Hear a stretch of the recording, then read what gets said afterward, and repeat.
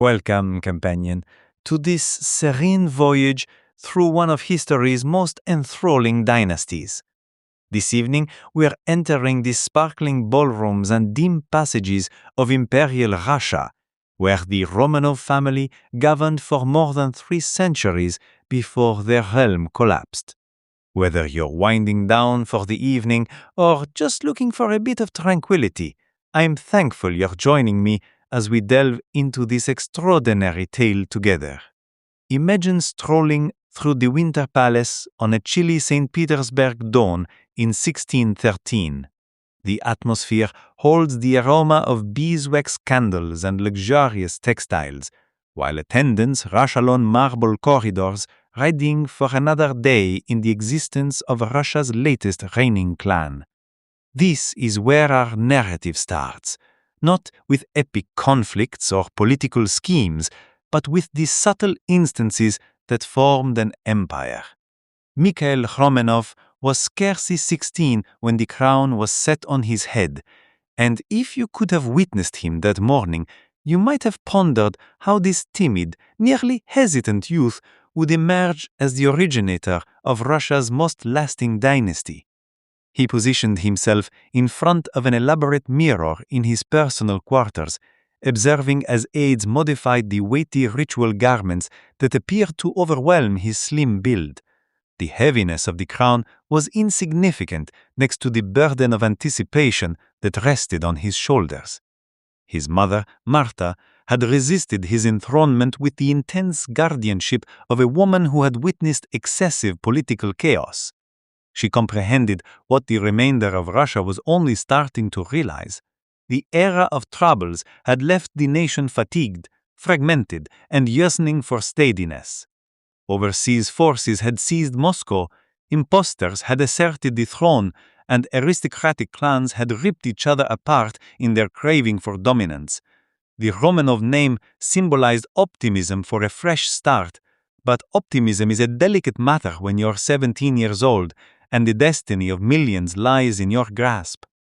Mikhail's everyday schedule in those initial years discloses the remarkable evolution of a hesitant leader into the designer of dynastic excellence. Each dawn commenced before sunrise with devotions in his personal chapel, where gilded icons appeared to oversee him with timeless gazes.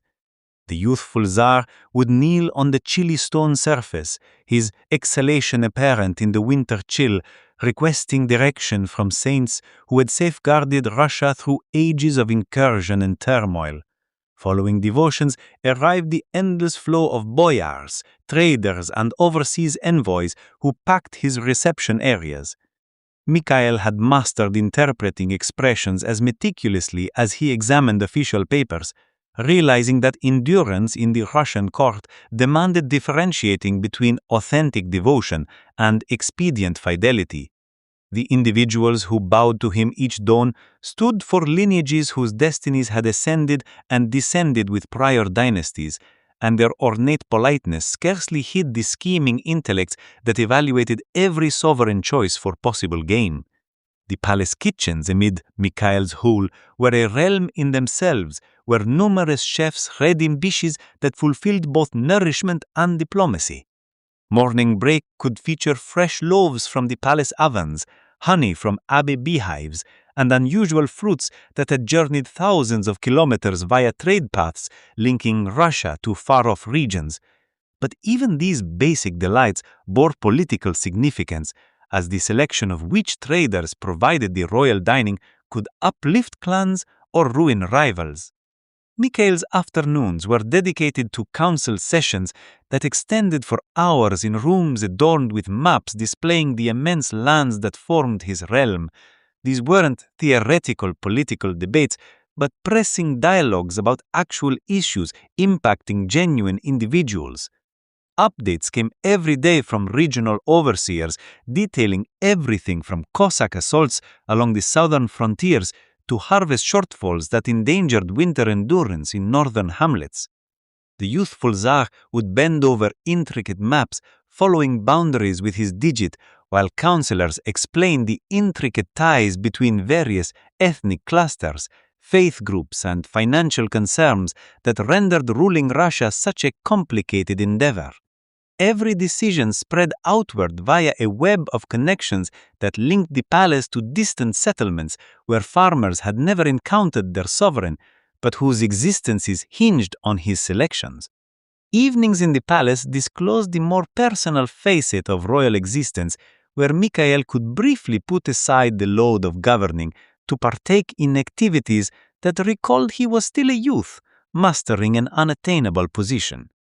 He enjoyed perusing records of Russian past, discovering both motivation and caution in the accounts of earlier leaders who had triumphed or stumbled in their efforts to consolidate and fortify the domain. The palace archive turned into his sanctuary during these twilight times, where candle illumination danced across bound tomes that held centuries of accumulated wisdom on ruling, combat, negotiation, and human essence. Mikhail cultivated the practice of jotting remarks in the edges of volumes, forming a private commentary on command that reflected his expanding comprehension of the complexities entailed in governing an empire. His union with Eudoxia Streshneva in 1626 altered not merely his individual life, but the whole ambiance of the court. The nuptial festivities endured for weeks, with revelries that illustrated the renewed affluence and fairness that the Romanov lineage was bringing to Russia. Overseas dignitaries joined rituals that highlighted Russian heritage, orthodox customs, and sovereign splendor in manners that declared the nation's return to the alliance of European nations. Eudoxia introduced her own perspective to palace life, setting up patterns and traditions that would influence royal habits for eras. Her morning devotions were longer and more ornate than Mikhail's, reflecting a profound piety that shaped her approach to the duties of queenship. She realized that sovereign women exercised influence through sway rather than command, and she nurtured relationships with aristocratic clans, religious guides, and overseas envoys that provided Mikhail with priceless insight into court interactions and public sentiment. The arrival of their offspring, especially the future Tsar Alexis in 1629, generated new patterns of family life within the rigid framework of imperial etiquette. Palace nurseries were set up with meticulous care to both comfort and security, as the survival of sovereign successors was vital for dynastic persistence. Wet nurses were selected not solely for their health and temperament, but for their family origins and political links, as even the most personal aspects of royal infant tending bore consequences for impending alliances and competitions. Mikhail's bond with his son revealed the gentle compassion under the sovereign exterior. Palace attendants would notice Tsar engaging with young Alexis in private suites, teaching him to read church Slavonic texts and explaining the significance of faith icons that adorned every space. These instances of paternal guidance were at once personal connection moments and vital preparation for future command duties. The administrative tasks that absorbed much of Mikhail's whole offer intriguing glimpses into the real challenges of ruling a huge, diverse empire with limited communication setups and transport systems. Daily updates from regional managers reached weeks or even months after the incidents they outlined, necessitating the Tsar to make decisions based on information that could already be outdated by the time it reached the capital.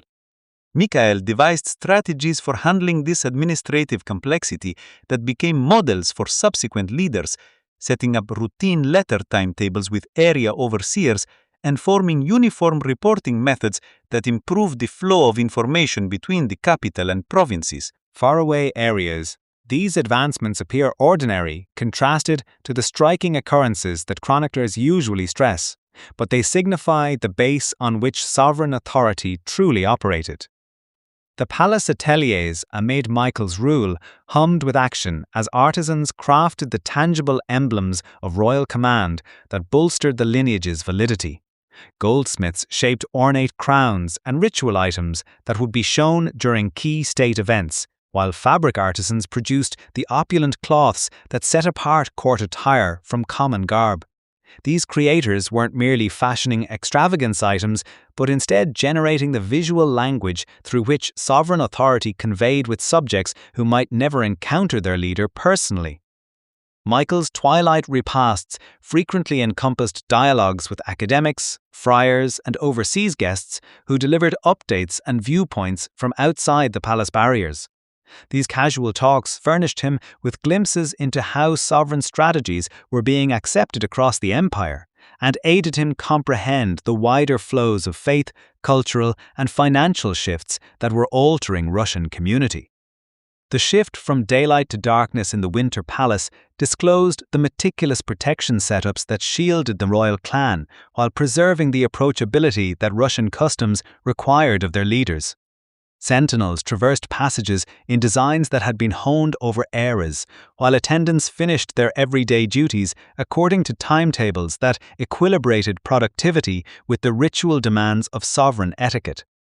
As Michael grew older and his son Alexis started taking on larger duties, the palace turned into a preparation area where the subsequent generation of Romanov command mastered maneuvering the intricacies of total rule in a swiftly evolving world. The teachings imparted inside these barriers would form not only single leaders, but the whole path of Russian past, as each following Tsar constructed upon the bases that Michael had set up during those critical initial years of the lineage. The passing of Michael Romanov in 1645 signified not a conclusion, but a shift that would resound through the passages of Russian authority for eras. His son Alexis, now 26 and tempered by years of meticulous readiness, received more than a crown. He received a vision of what Russia could evolve into. Imagine Alexis on the dawn of his enthronement, positioned in the identical quarter where his father had once quivered as a hesitant boy monarch. But where Michael had been swamped by doubt, Alexis emitted calm assurance. The early dawn glow pouring through the high windows captured the detailed stitching of his ritual garments, each golden strand symbolizing the gathered insight and expertise that had changed the Romanov lineage from frantic survivors into rightful leaders.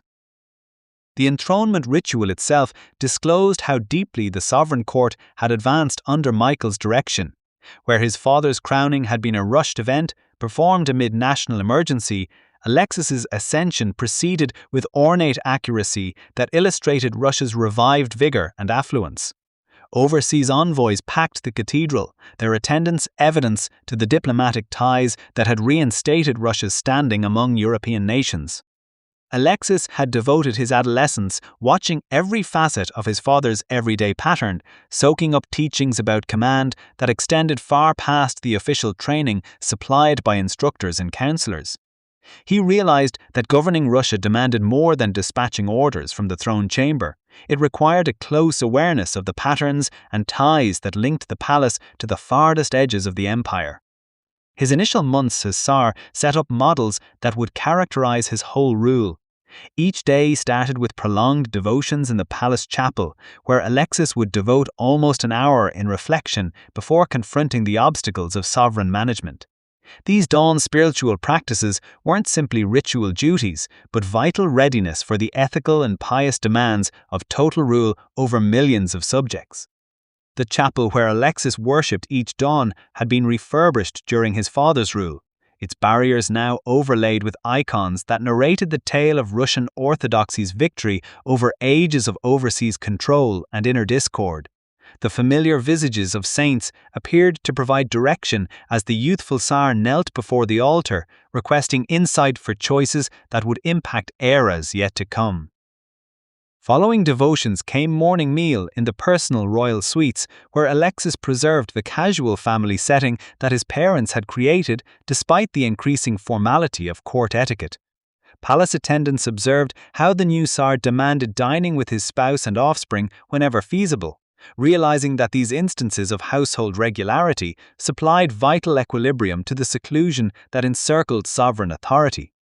The dawn repast usually featured fresh loaves from the palace ovens, joined by honey, conserved fruits and dairy items from abbey farms that supplied the royal residence.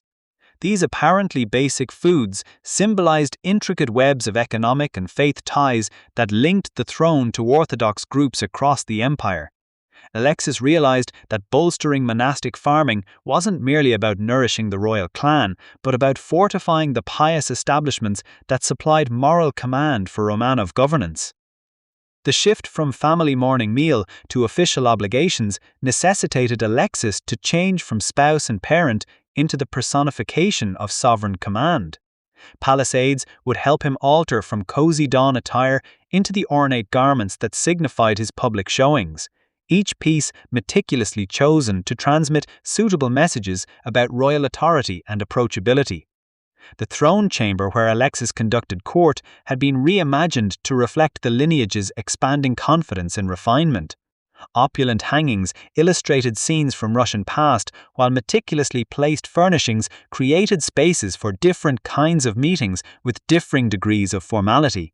The throne itself had been raised a little higher than amid his father's rule, a minor alteration that bolstered the sacred essence of royal command while preserving the personal link that Russians expected from their leaders.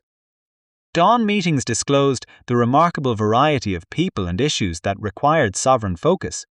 Regional overseers would arrive with updates about local situations, their journey-marked attire and wearied expressions proof to the immense distances they had traversed to arrive at the capital. Traders would submit petitions about trade rules, while military leaders sought opportunities for operations against defiant areas or foreign foes. Alexis had cultivated exceptional ability at interpreting between the lines of official updates, realizing that what people chose not to say was often more important than their official declarations. An overseer's silence on religious frictions might signal emerging disputes that demanded prompt attention, while a trader's overdone commendation for existing strategies could indicate hidden resistance that required careful handling. The administrative tasks that absorbed much of Alexis's dawn times entailed examining documents that linked him to every edge of his immense empire. Updates from Siberian trade stations outlined meetings with native peoples and Chinese traders, while contacts from western frontiers specified ongoing frictions with Polish and Swedish troops. Each document demanded not only royal approval, but meticulous consideration of how local decisions might impact wider sovereign concerns. Palace clerks labored in rotations to maintain the steady stream of letters that kept the sovereign administration operating across thousands of kilometers of land. These individuals held remarkable knowledge of administrative practices and diplomatic etiquette, acting as the unseen framework that changed royal choices into practical strategies impacting millions of subjects. Midday repasts in the palace furnished chances for Alexis to consult casually with counselors and courtiers whose glimpses aided him comprehend the intricate flows of viewpoint that coursed through Russian community. These dialogues occurred in personal eating areas, where the official order of court etiquette could be briefly eased, permitting more candid debates about delicate political and faith matters. The palace kitchens, amid Alexis's rule, had advanced into refined operations that fulfilled both practical and diplomatic aims. Ornate feasts for overseas guests highlighted Russian affluence and cultural polish, while the everyday readying of repasts for the royal clan and court necessitated synchronization between numerous specialized laborers whose abilities had been transmitted through eras of palace duty. Afternoon times were usually dedicated to armed forces planning and tactical talks that tackled the continual protection obstacles confronting the Russian Empire. Maps overlaid every accessible surface in the council quarters, where Alexis convened with generals and councillors, their intricate notations displaying troop shifts, provision paths, and land boundaries that altered continually as Russia broadened its sway in all directions. These armed forces debates weren't theoretical practices in tactical concept, but pressing talks about instant dangers and chances that demanded resolute action.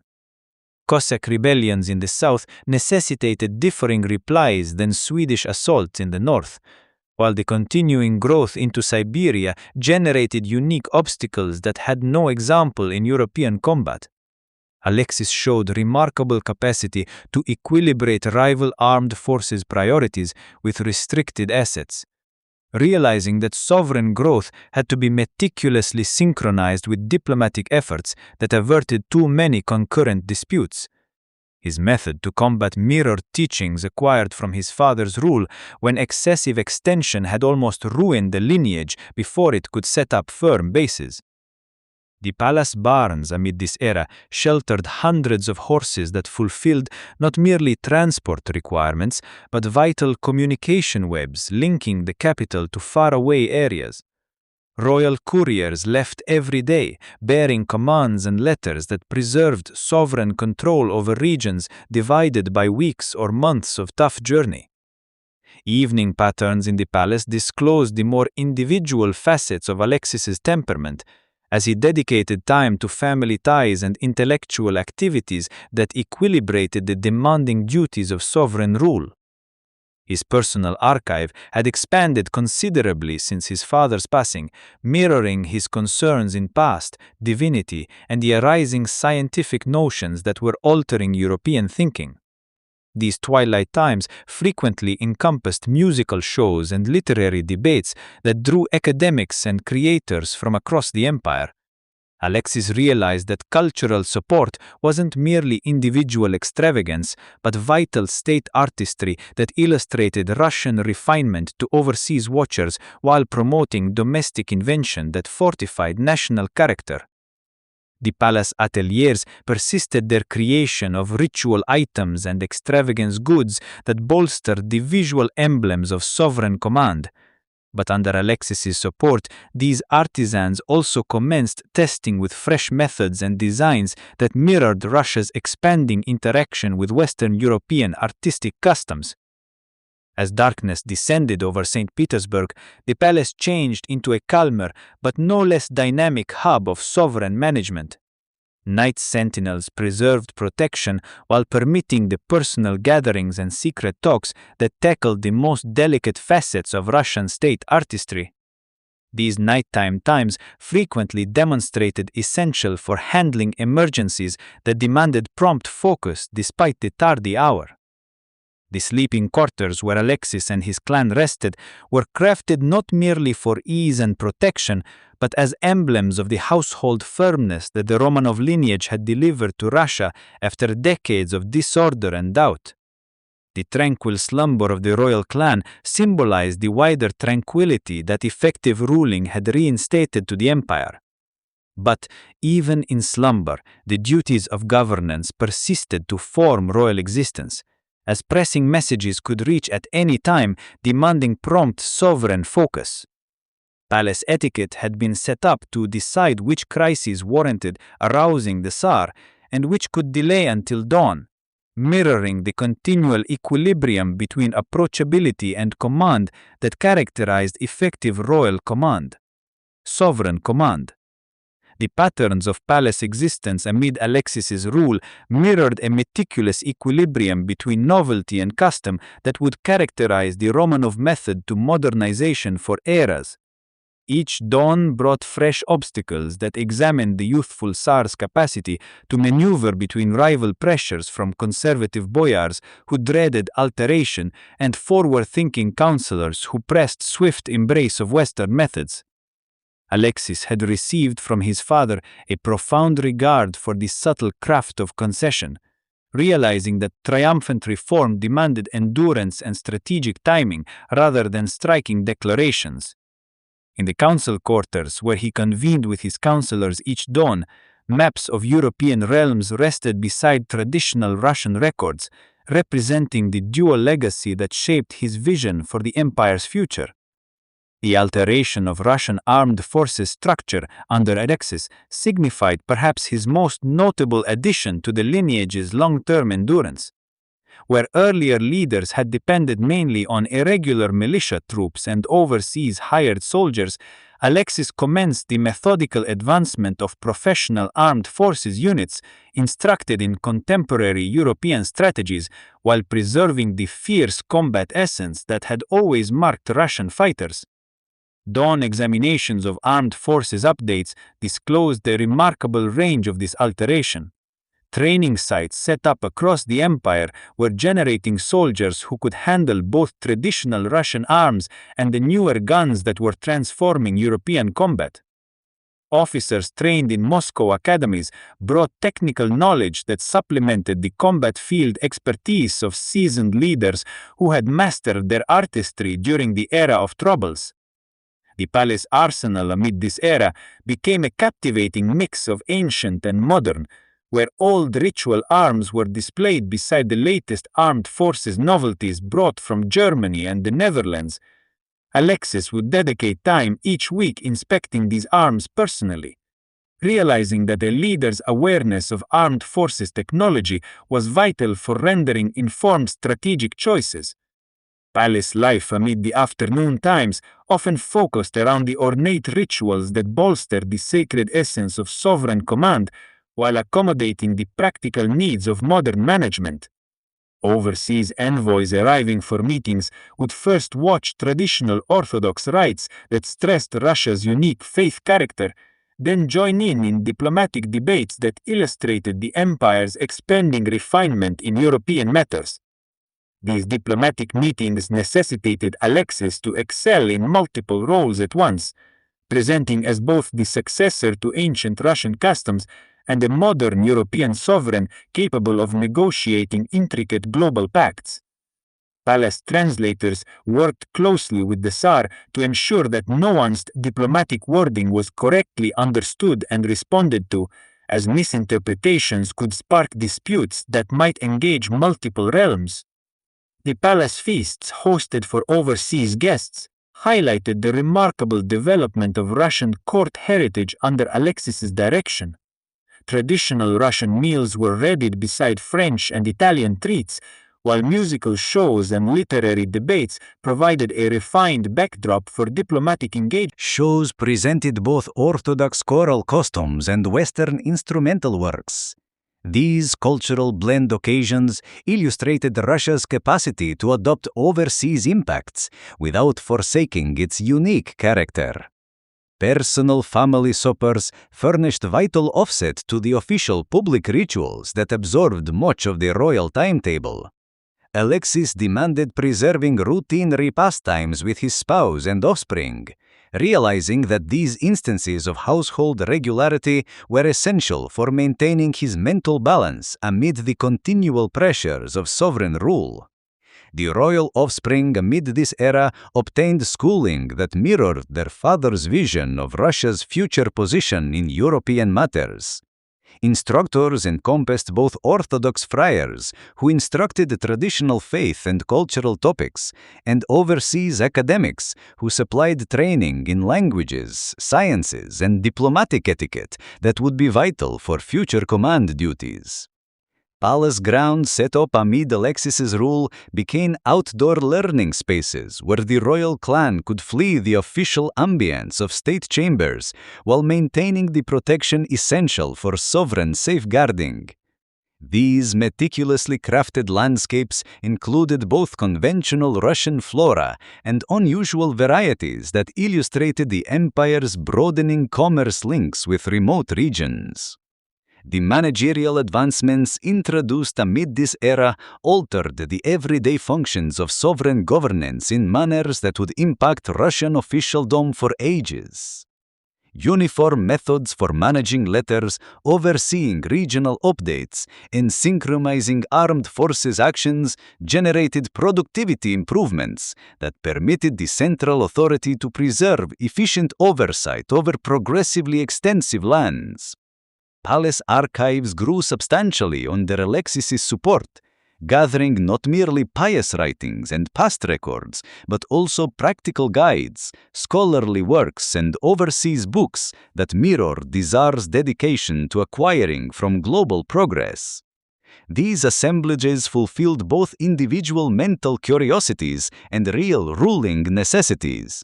As successful governance demanded comprehension of topics spanning from construction to healthcare, twilight learning meetings in the palace archive turned into standard elements of Alexis's pattern, where he would examine updates from regional managers while referencing past examples for comparable obstacles encountered by earlier leaders. These isolated periods of contemplation permitted him to handle the intricate data collected amid daily meetings and formulate thorough plans for tackling enduring sovereign goals. The palace ateliers amid this era created not solely conventional ritual items, but also useful novelties that enhanced managerial productivity and armed forces efficacy. Artisans collaborated intimately with overseas counselors to devise fresh methods for metal crafting, fabric making, and accurate fabrication that boosted Russia's technical abilities. Night sentinels across the palace area upheld protection rules that had been polished through decades of expertise, handling the distinct weaknesses linked with total governance. Sentinels cycled through meticulously organized timetables that guaranteed ongoing safeguarding while permitting the personal assemblies and secret talks that tackled the most delicate facets of sovereign state artistry. The passing of Alexis in 1676 generated instant inheritance obstacles that examined every structural resilience the initial Romanov leaders had constructed. His older offspring, Fyodor, received the throne at age 14, joined by the identical blend of doubt and optimism that had signified prior royal shifts. Fyodor's short rule disclosed both the durability of Romanov ruling setups and the ongoing weaknesses that total governance generated amid times of feeble command. Palace existence adjusted to suit a youthful leader whose bodily weakness necessitated differing methods to the rigorous timetable that had marked his father's management. Dawn meetings amid Fyodor's rule were inevitably abbreviated and streamlined, as the youthful Tsar lacked both the expertise and endurance needed for the intricate diplomatic bargains that had occupied his father's days. Regency groups took on larger duties for standard managerial choices, while conserving the ritual facets of sovereign command that upheld public trust in ruling firmness. The palace health team obtained unmatched sway amid this era, as ongoing wellness issues demanded continual focus that influenced every facet of royal timing and etiquette. Court doctors, instructed in both conventional Russian curing techniques and the rising European health methods, labored jointly to uphold the Tsar's wellness while handling the political consequences of sovereign ailment. Palace patterns modified to suit Fyodor's restrictions while preserving the vital roles of sovereign management. Afternoon relaxation intervals turned into required components of the royal timetable, while twilight pursuits were meticulously organized to evade overly straining the youthful leader's restricted vitality stores. The pious aspects of palace existence strengthened amid Fyodor's rule, as the Tsar's individual devotion and bodily weakness merged to generate an environment of elevated spiritual commitment. Prolonged devotion services and pious rituals furnished both individual solace for the ill leader and public comfort about heavenly backing for the Romanov lineage. Family ties inside the palace turned progressively intricate as diverse kin and counselors vied for sway over the susceptible youthful Tsar. Sofia Alexeyevna, Fyodor's half-sibling, arose as a notably important person whose intellect and political skill slowly placed her as the actual authority behind the throne. The managerial obstacles generated by Fyodor's frailty disclosed the significance of structural frameworks that could uphold ruling persistence irrespective of single royal abilities. Palace officialdoms that had been set up amid prior rules demonstrated vital for conserving strategy consistency while suiting the real restrictions imposed by inefficient command. Armed forces matters amid this era necessitated particularly meticulous handling, as overseas nations continually searched for indications of frailty that might furnish chances for land growth or diplomatic benefit. Palace warfare groups labored to uphold the look of sovereign vigor while evading disputes that might overwhelm the empire's diminished ability for efficient armed forces command.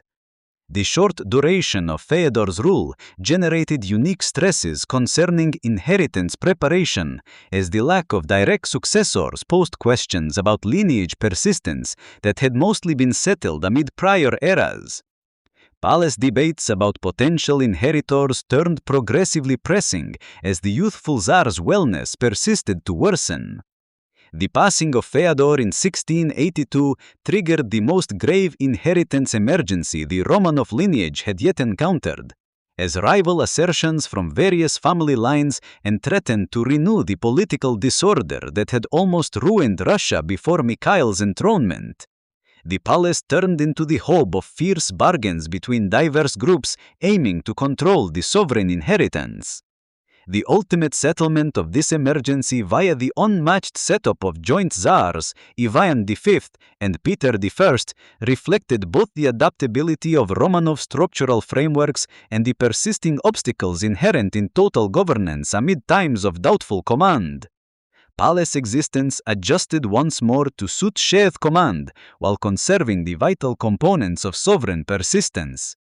These initial inheritance conflicts set up patterns and disclosed weaknesses that would sway Romanov lineage politics for the rest of the imperial era.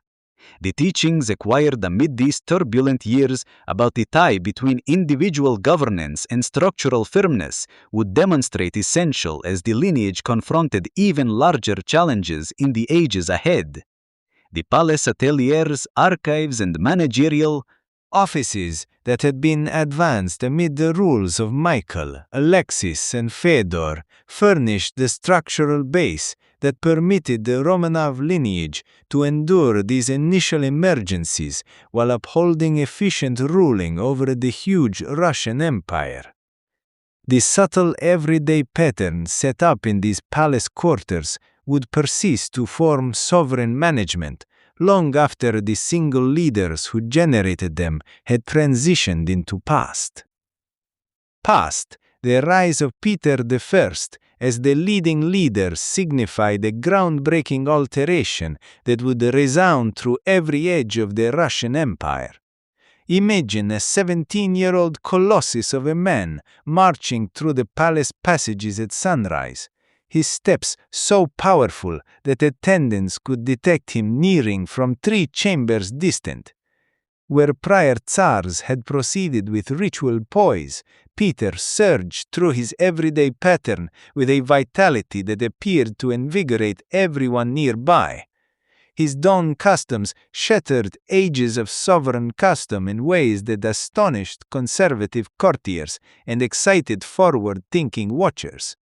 Rather than commencing each day with prolonged devotions in the palace chapel, Peter would frequently begin by touring the ateliers he had set up in the palace cellar, where overseas artisans instructed Russian trainees the newest methods in metal crafting, woodworking, and mechanical construction. The noise of hammers on vices and the odor of heated metal turned into known elements of early dawn palace existence as Peter labored beside ordinary workers, his palms developing toughened from real manual labor that no prior Russian leader had ever executed. Palace attendants would discover him coated in grime and wood shavings, inspecting detailed gear mechanisms or debating numerical concepts with Dutch constructors who had journeyed thousands of kilometers to impart their awareness. These atelier meetings weren't simple oddities or sovereign pastimes, but vital components of Peter's vision for altering Russia into a contemporary European nation. Every method perfected in the palace ateliers would ultimately be used on a massive level across the empire. As Peter comprehended that technical progress necessitated direct awareness rather than conceptual comprehension, Morning meal amid Peter's rule turned into labor repasts, where overseas counselors, armed forces constructors, and scholarly specialists assembled around surfaces overlaid with building blueprints, naval plans, and managerial changes. The youthful Tsar would eat basic loaves and beer, while at once examining updates from regional overseers and drawing enhancements to stronghold plans, his intellect continually shifting between instant practical issues and enduring tactical goals. The palace eating areas hummed with dialogues in numerous tongues as Peter demanded performing affairs in whatever language best fulfilled the instant aim. German armed forces counselors debated cannon novelties, while Dutch vessel creators clarified hull building methods, and Scottish hired fighters imparted glimpses about foot soldier strategies. All while Russian courtiers labored to adjust to this multilingual setting that questioned every presumption about appropriate sovereign etiquette. Dawn meetings amid Peter's rule altered from official rituals into rigorous labor meetings where practical issues obtained prompt focus rather than diplomatic thought. Regional overseers, reaching with updates about local situations, discovered themselves questioned with the thoroughness of armed forces summaries, as Peter required detailed data about everything from harvest outputs to pathway conditions to the presence of skilled artisans in distant areas. The throne chamber itself was reimagined to suit Peter's direct method to ruling, with labor surfaces substituting decorative furnishings and technical sketches overlaying barriers that had formerly shown pious icons. Overseas guests were astonished to discover the Russian sovereign inspecting mechanical tools or examining construction computations amid official meetings. His focus centered on practical answers rather than ritual shows of sovereign grandeur.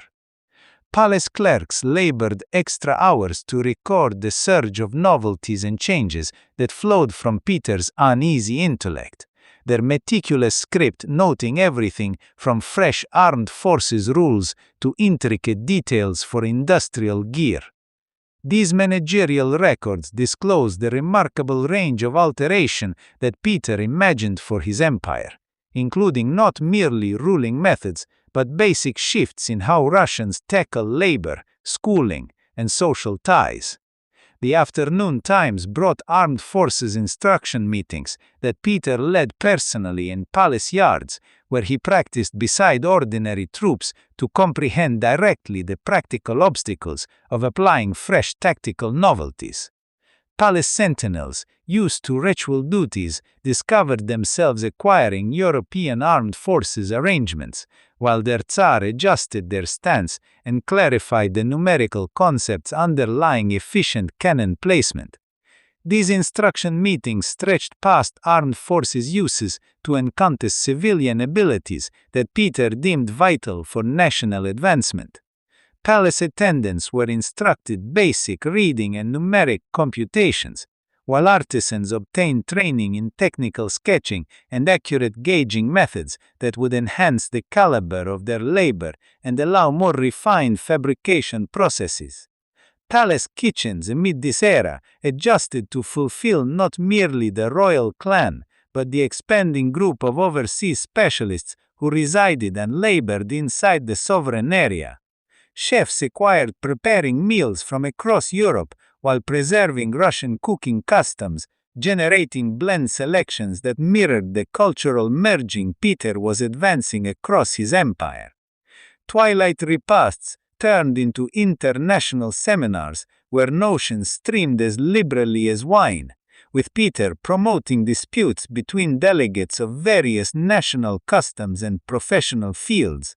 These supper dialogues frequently persisted deep into the darkness, as members debated everything from vessel design to education concept, their lively debates furnishing Peter with glimpses that swayed policy decisions impacting millions of subjects. The palace archive grew substantially to encompass practical guides, scholarly works, and overseas books that supported Peter's education efforts.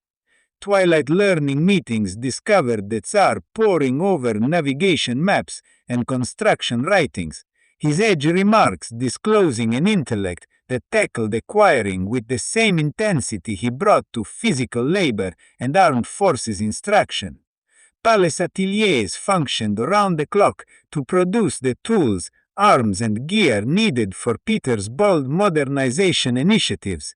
The noises of construction and fabrication turned into continual elements of palace existence, as artisans labored to meet demand for everything from precise tools to industrial equipment, their novelties acting as models for technologies that would transform Russian fabrication capabilities.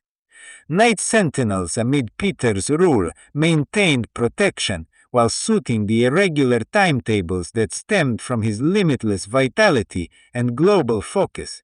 Sentinels acquired expecting late darkness arrivals of overseas officials and technical specialists, while Palace team adjusted to supporting work meetings that might persist until sunrise when especially intricate issues demanded prompt answers. The transformation of palace life amid these years reflected wider shifts that Peter was implying across Russian society. Traditional orders based on origin and ritual yielded to merit-based promotion setups that rewarded practical skills and innovative reasoning. Palace attendants found themselves advanced based on their capacity to master new technologies rather than their knowledge of court etiquette. While overseas specialists were integrated into Russian society with unprecedented swiftness and triumph, family ties in the palace became increasingly complex as Peter's siblings and conventional courtiers labored to adjust to the groundbreaking shifts in sovereign heritage. Sofia Alexeyevna, who had exercised notable sway amid prior rules, discovered her command questioned by Peter's favor for technical skill over political scheming, resulting in frictions that would ultimately lead to her total elimination from palace sway. The everyday patterns of palace existence quickened to equal Peter's unyielding speed, with dawn assemblies commencing sooner and twilight meetings stretching later as the youthful Tsar squeezed more pursuits into each day than appeared humanly feasible. Palace team acquired anticipating abrupt shifts in timetable as pressing initiatives demanded prompt focus or unforeseen chances necessitated swift reply. Managerial methods simplified to back Peter's favor for direct deed over extended discussion, with choice rendering processes that had conventionally needed weeks of talk now finished within days or even hours when situations demanded prompt reply. Managerial officialdoms adjusted to uphold detailed records while suiting the swift speed of strategy application that marked Peter's groundbreaking method to ruling. The global nature of palace existence strengthened as Peter enlisted specialists from across Europe to back his modernization efforts. Diplomatic welcomes turned into technical gatherings where overseas experts imparted awareness while bargaining pacts that merged conventional diplomatic goals with practical teamwork on scholarly and industrial initiatives. Cultural pursuits inside the palace mirrored Peter's resolve to merge Russian customs with European novelties, generating fresh forms of amusement that merged orthodox pious components with secular creative expressions adopted from Western courts. Musical shows presented both conventional Russian folk tunes and refined European works, while theatrical shows explored topics that connected ancient Russian tales with contemporary political and social matters. Palace grounds were reimagined to fulfill both artistic and practical aims, with official landscaping that illustrated European creative concepts while including trial farming methods that could be used across the empire. These outdoor areas turned into labs where fresh crops and growing techniques were examined before being presented to Russian farmers who had depended on conventional methods for ages. The health facilities inside the palace grew to encompass both conventional Russian curing techniques and contemporary European health practices, mirroring Peter's practical method to embracing whatever methods demonstrated most efficient, irrespective of their cultural sources. Palace doctors instructed in body structure and operative procedures that had been formerly unfamiliar in Russia, while preserving regard for plant cures and spiritual curing customs that stayed favored among the general populace. Pious observances inside the palace adjusted to suit Peter's changes while conserving the orthodox bases that furnished spiritual validity for Romanov governance. Dawn devotions were abbreviated and streamlined to permit time for other pursuits. While pious celebrations included fresh components that mirrored Russia's expanding global links and cultural refinement, the palace barns grew to shelter not solely horses for transport and ritual, but also the specialized creatures needed for Peter's diverse initiatives, including pull horses for building labor and breeding animals for enhancing Russian animals. Barn handling turned into a technical field, necessitating awareness of creature care, nourishment, and health tending that matched the scholarly methods being used across the sovereign management. Storage areas across the palace area expanded to suit the huge amounts of materials needed for Peter's building initiatives and armed forces readiness. Warehouses held everything from building provisions to scholarly tools, their meticulous arrangement mirroring the methodical method that marked all facets of the reformed sovereign management. Communication setups linking the palace to distant areas advanced dramatically as Peter set up routine courier duties and devised fresh ways for sending intricate technical data across huge distances. These novelties decreased the time needed for applying central authority choices while enhancing the caliber of data available for strategy preparation and tactical evaluation.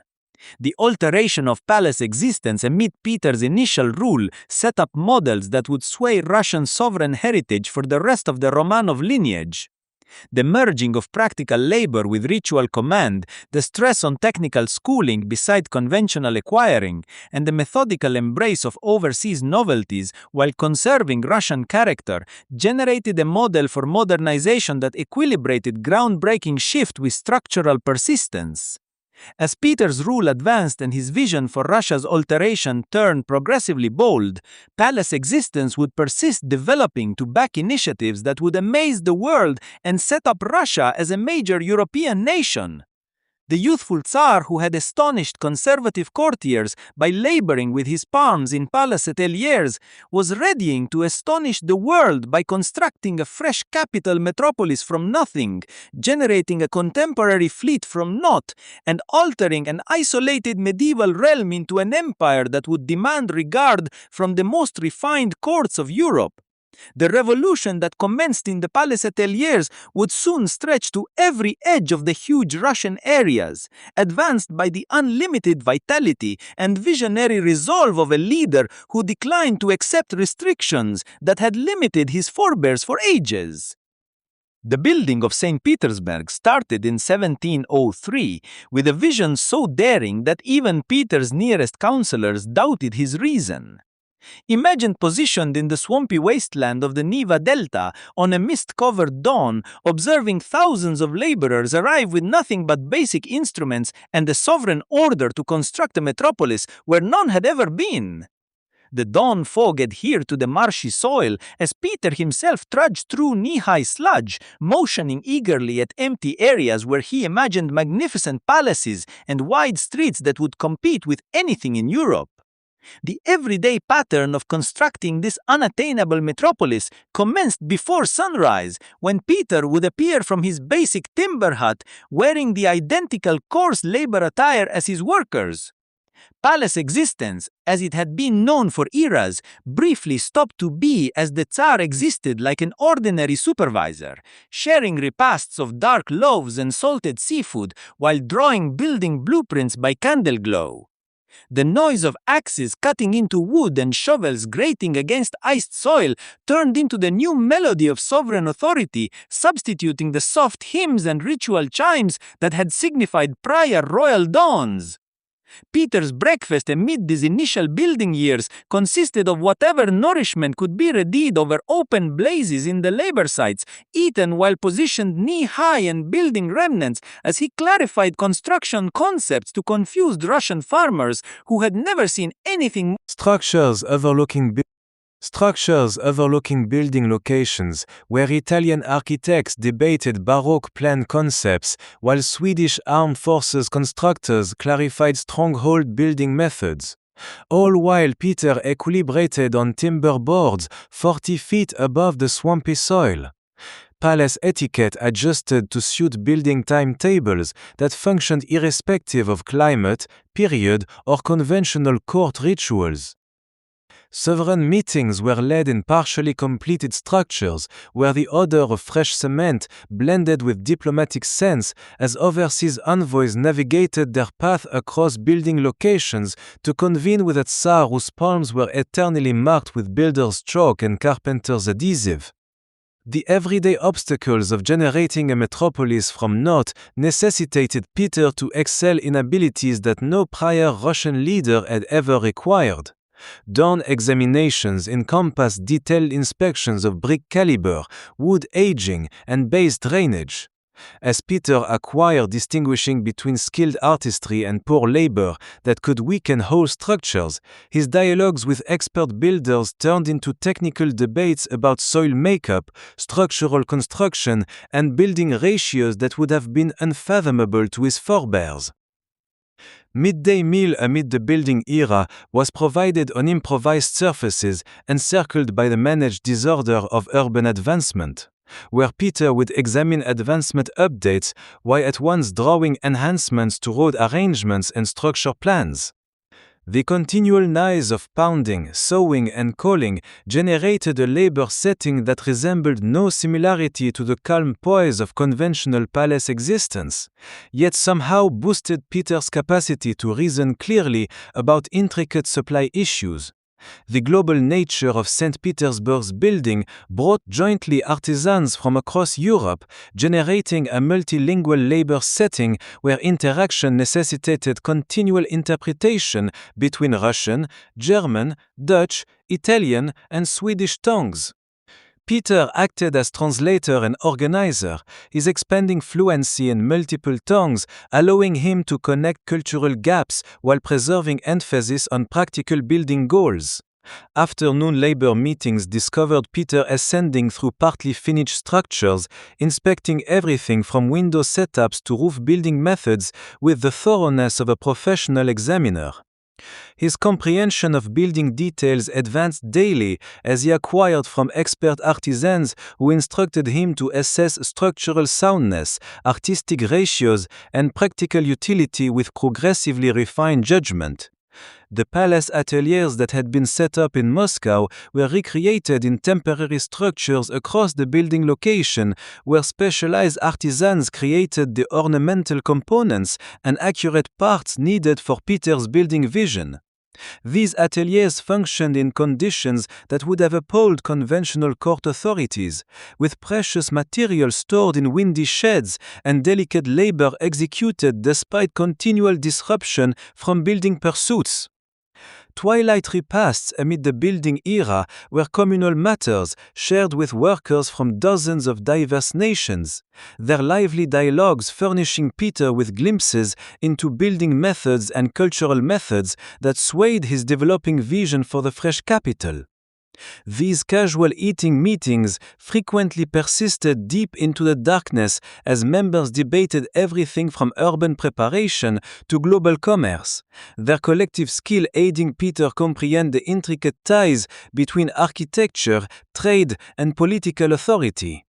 The pious aspects of everyday existence adjusted to suit building timetables that left scant time for ornate rituals. Dawn devotions were short and practical, frequently led outdoors amid building materials, while Peter requested heavenly blessing for the day's construction pursuits.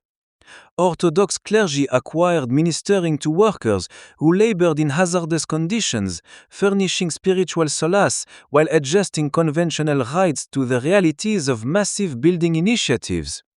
Night sentinels amid the building era upheld protection while shielding precious materials and gear from theft or damage.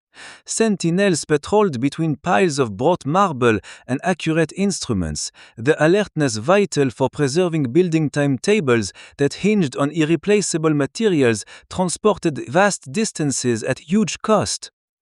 The gradual finishing of the first permanent structures permitted for the reinstatement of more official court existence, but with novelties that mirrored Peter's experiences amid the building era.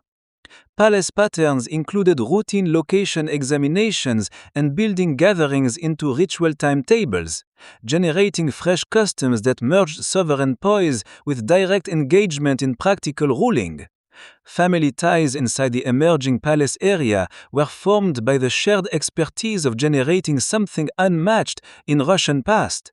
Peter's spouse and offspring adjusted to residing in partly finished structures while joining in the collective endeavor needed to establish a functioning capital metropolis in what had been unlivable marshland just years prior.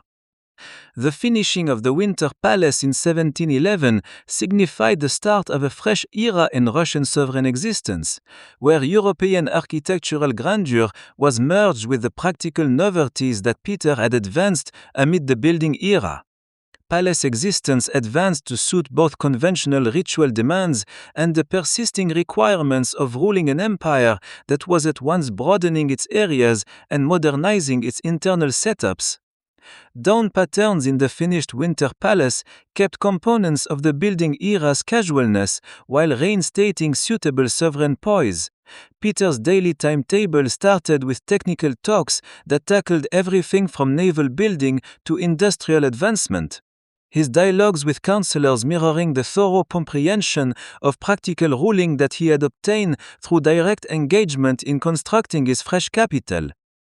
Managerial offices inside the Winter Palace were crafted to support the broadened ruling pursuits that St. Petersburg's building had made essential. Departments responsible for urban preparation, public work, and international trade functioned beside conventional ministries, their pursuits synchronized through fresh official methods that mirrored Peter's methodical method to sovereign management. The palace ateliers that had been set up in Moscow were recreated in temporary structures across the building location, where specialized artisans created the ornamental components and accurate parts needed for Peter's building vision. These ateliers functioned in conditions that would have appalled conventional court authorities, with precious materials stored in windy sheds and delicate labor executed despite continual disruption from building pursuits.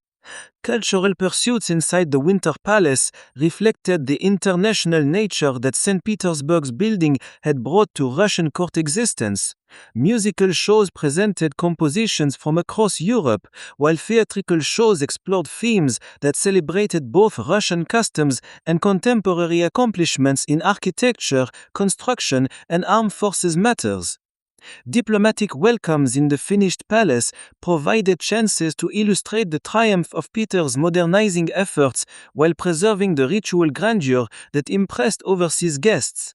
The building magnificence of the palace rooms furnished suitable settings for bargains that establish Russia's position as a major European nation worthy of respect and partnership.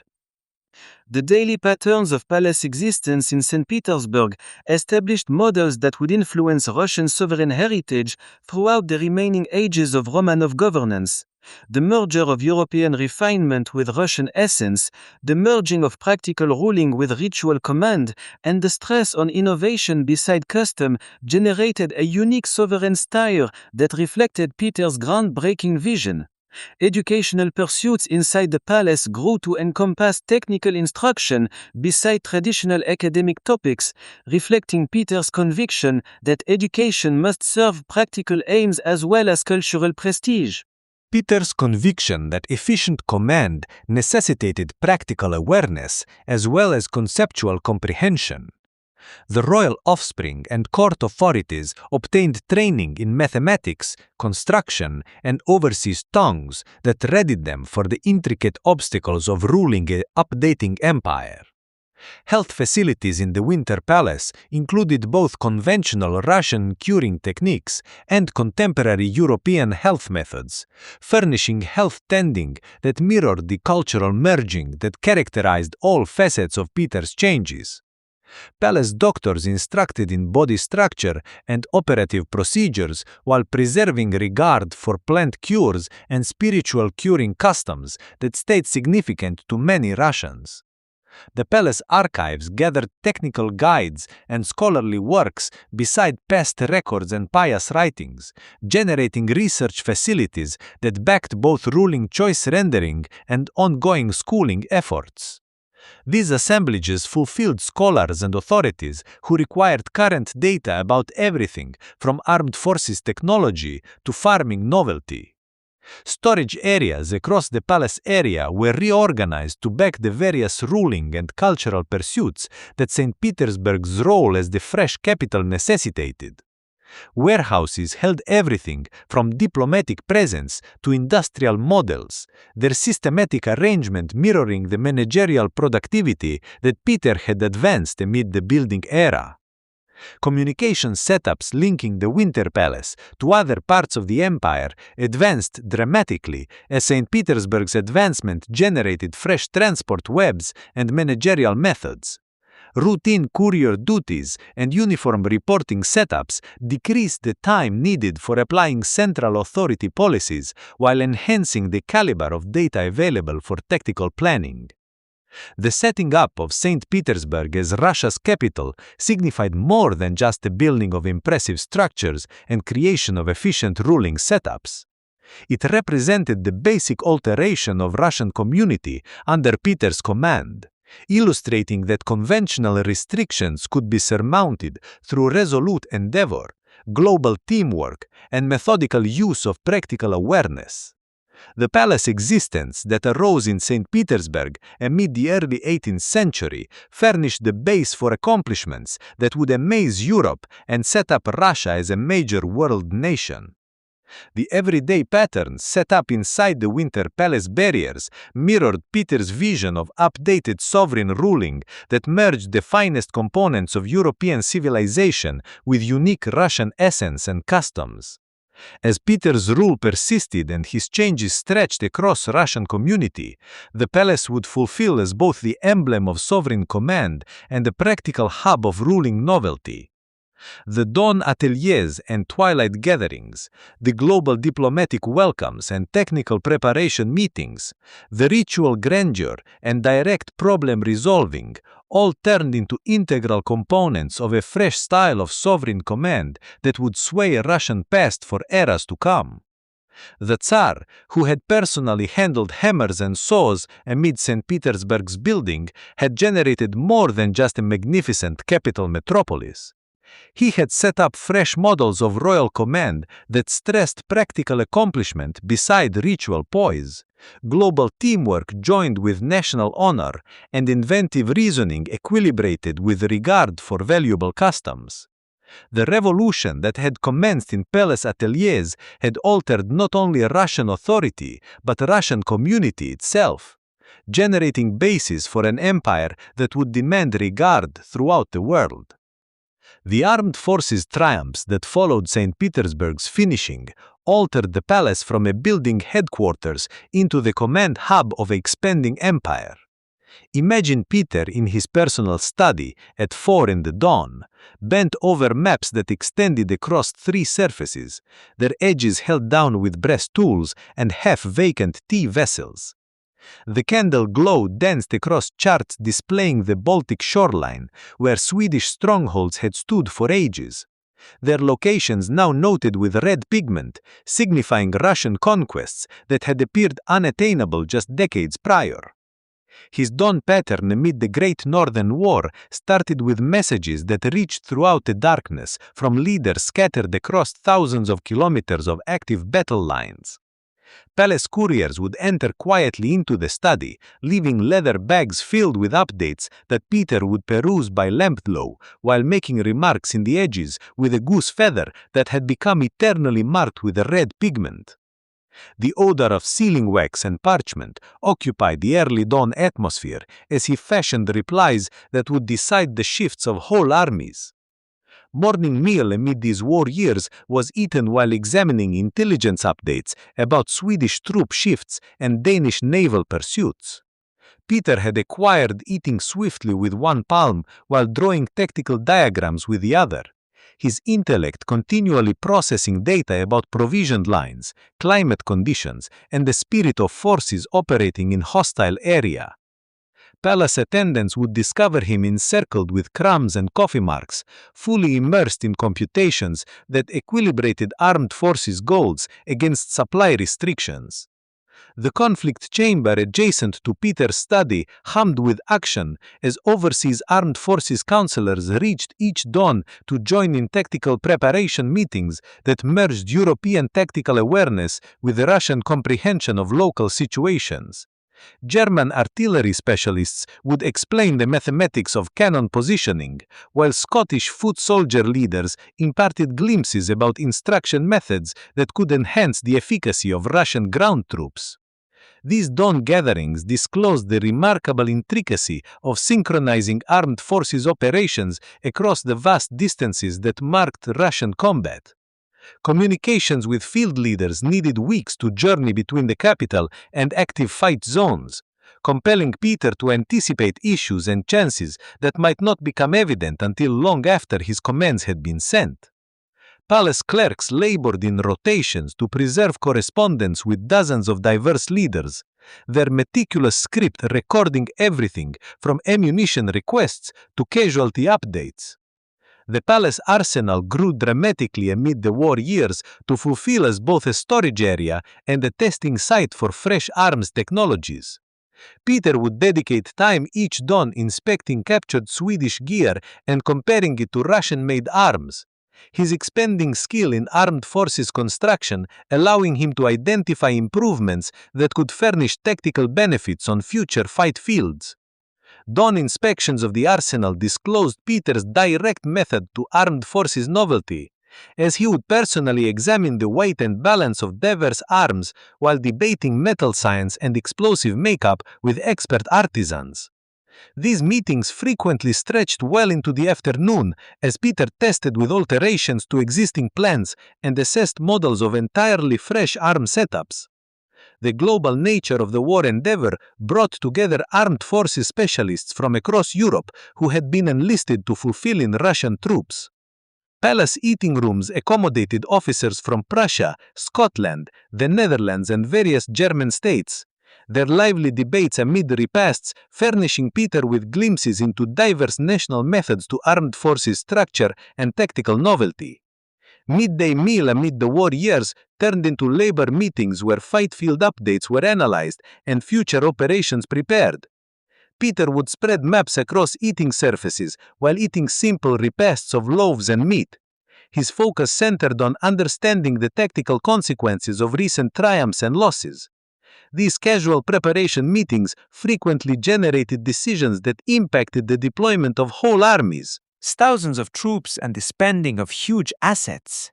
The palace ateliers adjusted to back armed forces creation demands, with artisans laboring round the clock to create specialized gear and ammunition for Russian troops.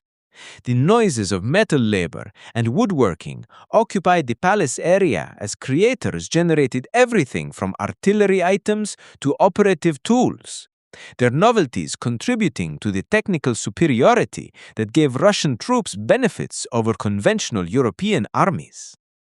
Afternoon instruction meetings in palace yards permitted Peter to personally assess fresh tactical arrangements and instruction methods before applying them across Russian armed forces units. Overseas drill teachers would illustrate European armed forces techniques while Peter watched and questioned every detail, his comprehension of practical fight demands, allowing him to adjust overseas methods to Russian situations and abilities. The palace barns amid wartime housed not solely ritual horses, but also the specialized creatures needed for armed forces communications and supply backing. Courier horses were upheld in peak state to guarantee swift transmission of commands and intelligence, while pull creatures were instructed for the demanding labor of shifting artillery and provisions across tough terrain. Twilight updates from the front lines reached through an elaborate web of relay sites that Peter had set up to preserve communication with his scattered troops. Palace team would sort through messages and prepare overviews that permitted the Tsar to swiftly comprehend the current status of multiple concurrent operations. His twilight examination meetings determining priorities for the following day's pursuits. The health facilities inside the palace grew to suit injured officers who were brought back to the capital for treatment that was unavailable in field clinics. Palace doctors advanced fresh operative techniques while treating wounds that stemmed from the progressively refined arms being used in contemporary combat. Their novelties enhancing survival rates while furnishing valuable data about the health demands of modern armed forces operations. Night sentinels amid the warriors upheld heightened protection while suiting the irregular timetables that stemmed from urgent armed forces communications. Sentinels acquired expecting tardy darkness reaches of courier messengers and emergency talks that might persist until sunrise when particularly critical circumstances demanded immediate sovereign focus and reply. Pious observances inside the palace adjusted to suit the spiritual needs of a nation at war, with special devotions for armed forces' triumph and gratitude rituals for significant victories. Orthodox clergy ministered to troops departing for fight, while furnishing comfort to families whose loved ones fulfilled in distant operations. Their spiritual direction aiding preserve spirit amid the extended disputes that marked Peter's armed forces operations. The palace archives gathered armed forces works and tactical analyses beside technical guides and past accounts of prior wars. Twilight learning meetings discovered Peter inspecting classical writings about armed forces command while examining contemporary updates about European tactical novelties. His scholarly method to combat contributing to the methodical enhancements that made Russian troops progressively efficient. Cultural pursuits inside the palace mirrored the patriotic zeal that armed forces triumphs generated across Russian community. Musical shows celebrated recent conquests, while theatrical shows explored topics of national honor and armed forces heroism. Their creative expressions bolstering public backing for the persisting war endeavor while furnishing amusement that boosted spirit amid difficult times. Diplomatic welcomes amid wartime fulfilled dual aims as social events and intelligence collecting chances, where overseas envoys might unintentionally disclose data about their authorities' armed forces plans. Readiness and tactical intentions. Peter turned extraordinarily skilled at extracting useful intelligence through casual dialogue while preserving the diplomatic politeness that conserved global ties. The managerial obstacles of synchronizing armed forces operations while preserving domestic ruling necessitated Peter to advance fresh ruling methods that could function efficiently despite his frequent absences from the capital. Palace officialdoms adjusted to back choice rendering processes that might be interrupted by urgent armed forces demands while conserving persistence in routine managerial roles. Family existence inside the palace was inevitably influenced by the demands of armed forces command, as Peter's focus was continually divided between household duties and tactical preparation. Palace patterns suited irregular timetables while preserving the ritual obligations that bolstered sovereign command and furnished fairness for court authorities and overseas watchers. The financial demands of sustained armed forces operations altered palace economic handling, as huge assets were needed to uphold armies in the field while backing the domestic economy that furnished the base for continued armed forces triumph. Palace treasurers labored intimately with armed forces supply masters to guarantee adequate funding for operations while handling the intricate supply of moving money and provisions across vast distances. Storage areas across the palace area grew to suit armed forces provisions and captured gear that illustrated Russian victories while furnishing materials for ongoing operations. Warehouses held everything from Swedish artillery items to Danish naval gear, their content fulfilling both practical armed forces needs and symbolic aims that bolstered public trust in Russian armed forces' superiority. Communication advancements advanced amid the war years, boosted ruling productivity while furnishing armed forces benefits that contributed to Russian triumph in operations against more conventionally organized European armies. The courier webs and managerial methods that Peter set up for armed forces aims demonstrated equally valuable for domestic ruling and economic advancement. The triumph at Poltava in 1709 signified the decisive shift that set up Russia as a major European nation, while altering palace existence from wartime emergency handling to sovereign celebration and long-term tactical preparation. The battle updates that reached in St. Petersburg described the complete ruin of Swedish armed forces authority and the capture of thousands of enemy troops, their accounts triggering celebrations that lasted for weeks. Peter's personal reaction to the Poltava triumph disclosed both his tactical comprehension and his genuine surprise at the completeness of Russian triumph. Palace witnesses described him perusing the initial battle updates with growing amazement, then calling for maps to comprehend the wider consequences of Swedish loss for European equilibrium of authority and Russian growth chances. The celebration readiness that followed the Poltava triumph altered the Winter Palace into a festival hub where overseas diplomats, armed forces officers, and court authorities assembled to honor Russian accomplishments while bargaining the intricate diplomatic setups that would formalize land gains and set up fresh global ties. Victory feasts featured ornate displays of captured Swedish armed forces gear beside conventional Russian foods and broad European treats, their symbolic presentations illustrating the fusion of armed forces triumph with cultural refinement that marked Peter's vision of updated sovereign authority. The long-term consequences of armed forces triumph stretched far past immediate land gains to include basic shifts in European diplomatic ties and economic chances that would sway Russian advancement for eras.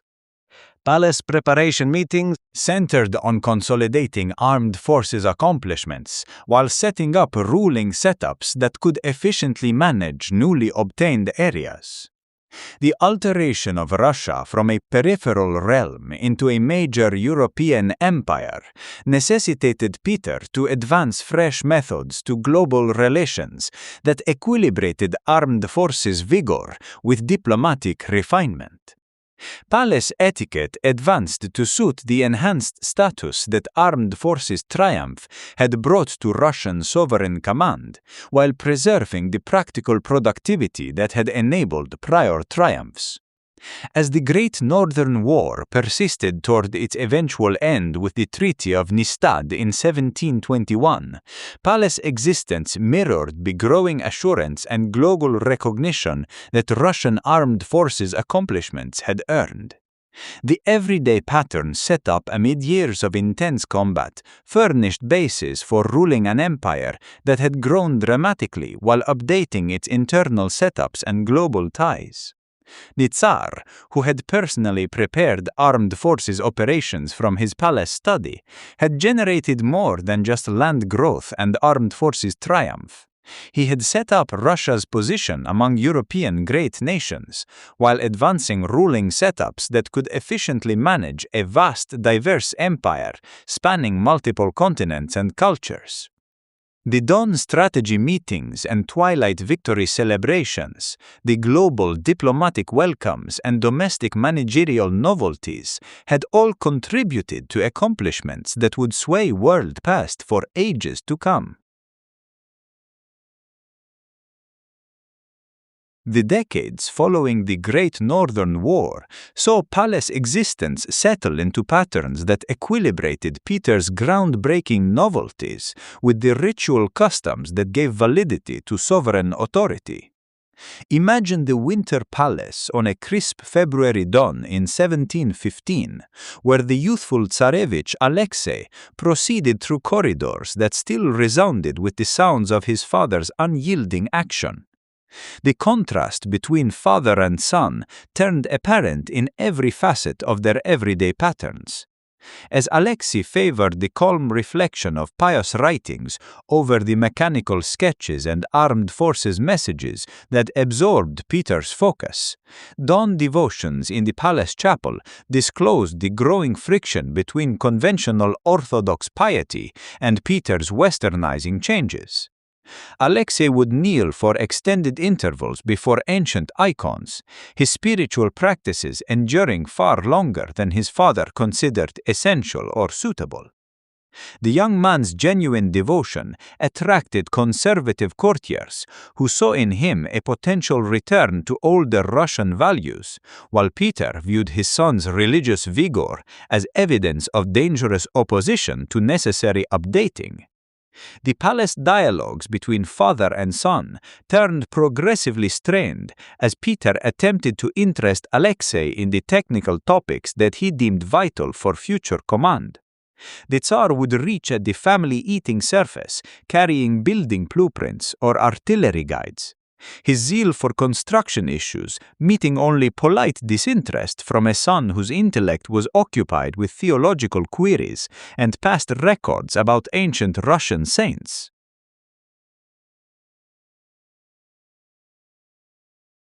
The palace instructors discovered themselves caught between rival visions of suitable schooling for the heir to the throne. Peter demanded lessons in mathematics, modern tongues, and armed forces science, while Alexei gravitated toward Church Slavonic writings and philosophical debates about the proper tie between earthly command and divine will. These educational conflicts mirrored broader frictions within Russian community about the direction of sovereign advancement.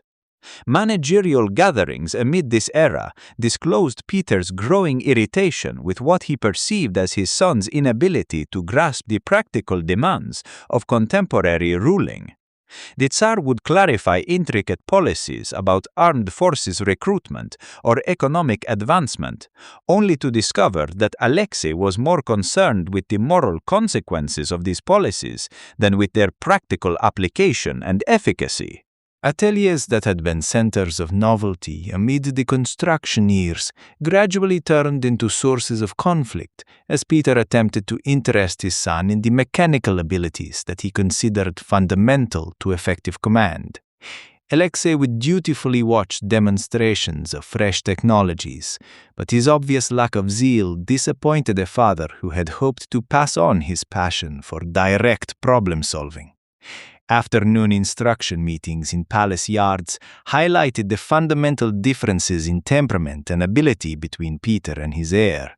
Where the Tsar had excelled in physical challenges and enjoyed the competitive aspects of armed forces exercises, Alexei struggled with activities that required strength, coordination, and aggressive instincts that seemed foreign to his contemplative nature. Evening family gatherings became increasingly uncomfortable as Peter's second wife, Catherine, attempted to mediate between a husband whose patience was wearing thin and a stepson whose resentment was growing more obvious. The dining room conversations that had once featured animated discussions about imperial projects now proceeded with formal politeness that barely concealed mutual disappointment and misunderstanding. The palace archive became Alexei's sanctuary during these difficult years, where he could escape the pressures of imperial expectations by immersing himself in historical accounts of previous Russian rulers who had governed according to traditional Orthodox principles. His edged remarks in these books revealed a young man searching for alternative models of leadership that might reconcile his personal convictions with his inherited responsibilities. Religious counselors who gained sway with Alexei during this period represented conservative groups that opposed many of Peter's changes, viewing them as dangerous departures from Russian custom that threatened both spiritual and political stability. These priests and monks encouraged the Tsarevich's doubts about his father's policies, while offering theological justification for resistance to changes that seemed to prioritize foreign ideas over orthodox wisdom. The international visitors who frequented the palace during these years provided contrasting perspectives on the succession question that was becoming increasingly urgent as Peter aged, and Alexei remained reluctant to embrace his father's vision for Russia's future.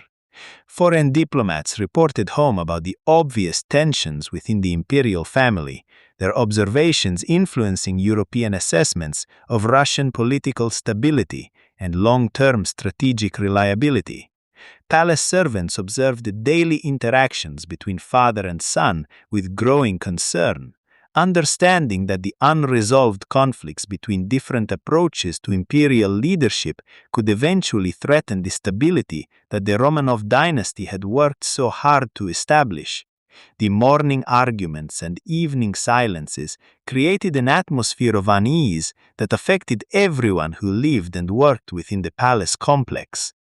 Cultural activities within the palace reflected these underlying tensions as Peter promoted European artistic traditions, while Alexei patronized Russian religious art and traditional musical forms. The competing cultural programs created divided loyalties among court officials who had to navigate between supporting the current Tsar's preferences and maintaining relationships with his potential successor. Medical consultations during this period increasingly focused on Peter's health problems, which were exacerbated by decades of physical exertion and the psychological stress of governing an empire, while managing family conflicts that threatened dynastic continuity. Palace physicians found themselves treating both physical ailments and the emotional exhaustion that resulted from unresolved succession tensions. The palace workshops continued producing innovations and luxury goods, but their activities were the imperial court, their intelligence reports providing Peter with information about potential threats to his authority and his reform agenda. The daily routines that had been established during years of war and construction gradually adapted to peacetime conditions. But the underlying tensions about succession and governmental philosophy prevented the full relaxation that might have been expected after decades of intensive imperial activity and achievements. Palace workshops continued their production of both practical innovations and ceremonial objects, but their output reflected the uncertainty about future imperial priorities that made long-term planning difficult for craftsmen and foreign experts whose careers depended on continued imperial support. The morning conferences that had once focused primarily on military strategy and construction projects increasingly addressed domestic political questions that had been deferred during years of external challenges. Their discussions revealing the complexity of governing an empire that had expanded rapidly while undergoing fundamental internal transformation. As the 1710s progressed toward the final crisis that would resolve the succession question, palace life reflected the growing urgency of decisions that would determine not only the future of the Romanov dynasty, but the entire direction of Russian civilization for generations to come. The tragic resolution of the conflict between Peter and Alexei in 1718 sent shockwaves through every corner of the Winter Palace. Picture the Tsar alone in his private study on the morning after his son's death, sitting motionless before a desk covered with unread dispatches, while the early light filtered through windows that overlooked the city he had built from nothing.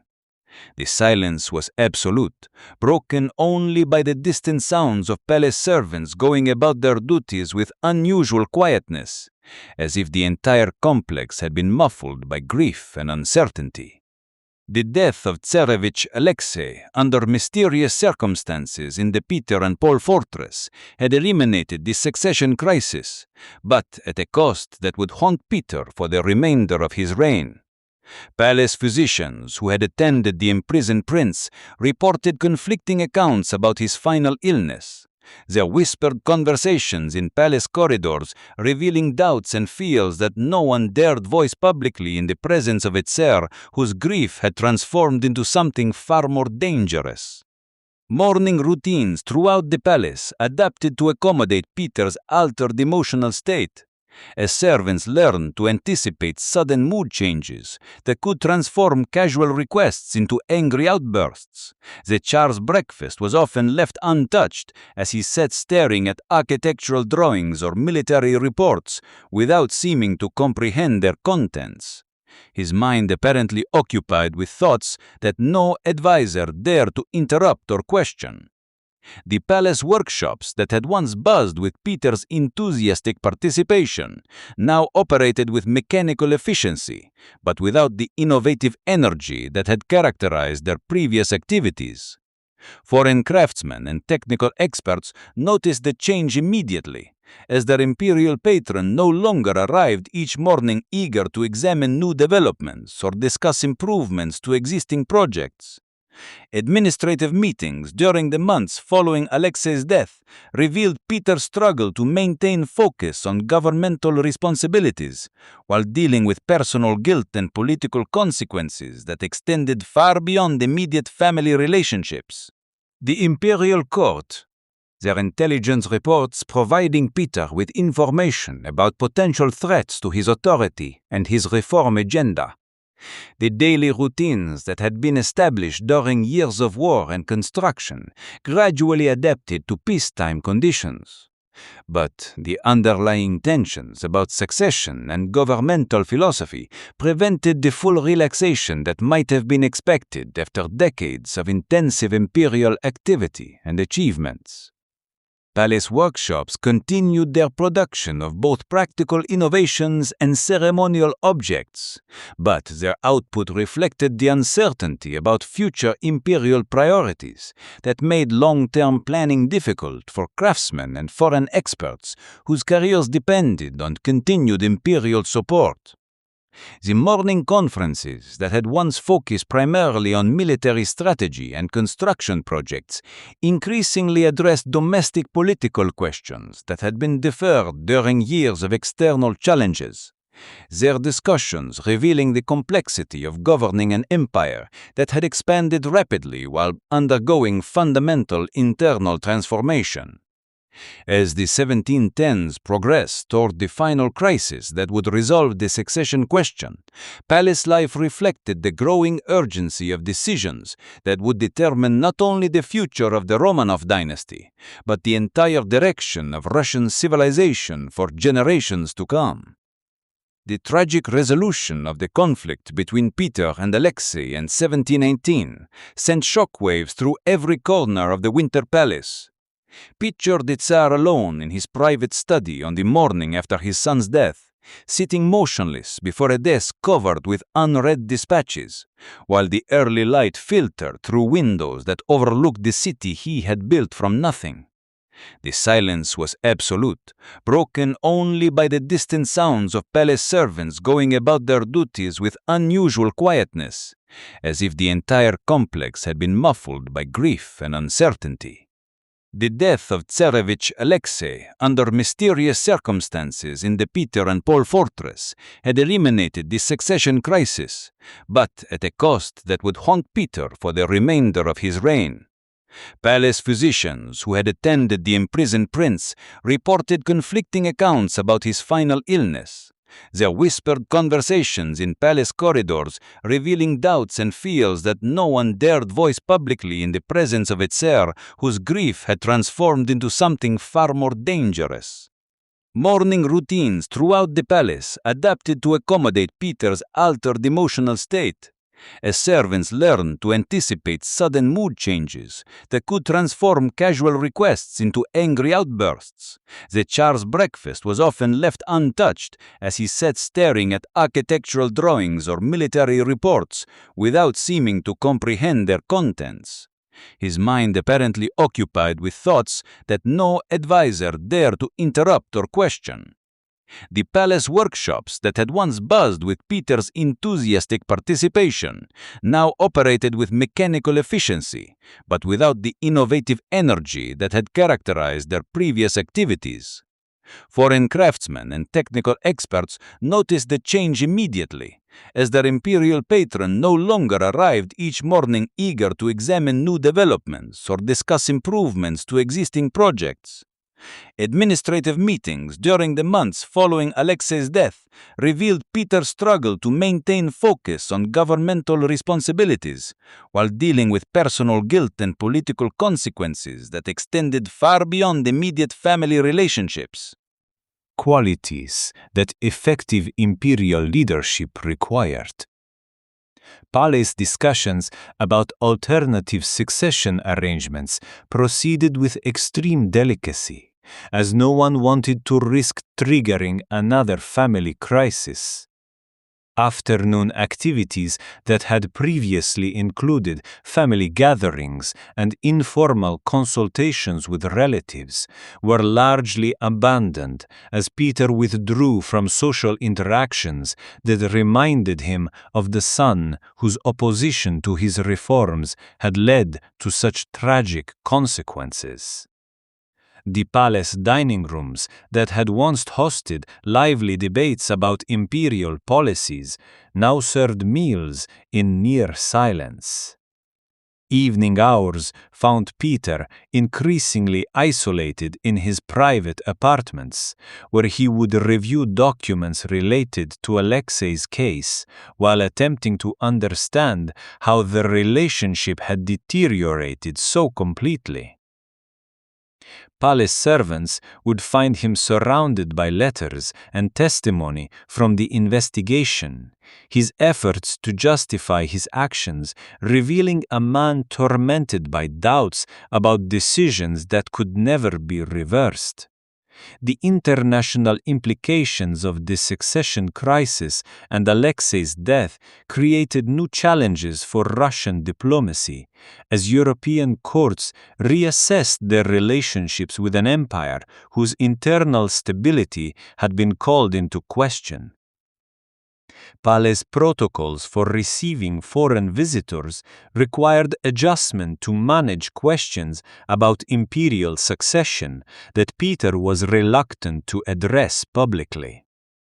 Religious observances within the palace took on heightened significance as Peter sought spiritual guidance for decisions that had placed him in conflict with orthodox traditions about family relationships and paternal authority. The palace chapel became a refuge where the Tsar could attempt to reconcile his role as imperial reformer with his responsibilities as a father and Orthodox believer.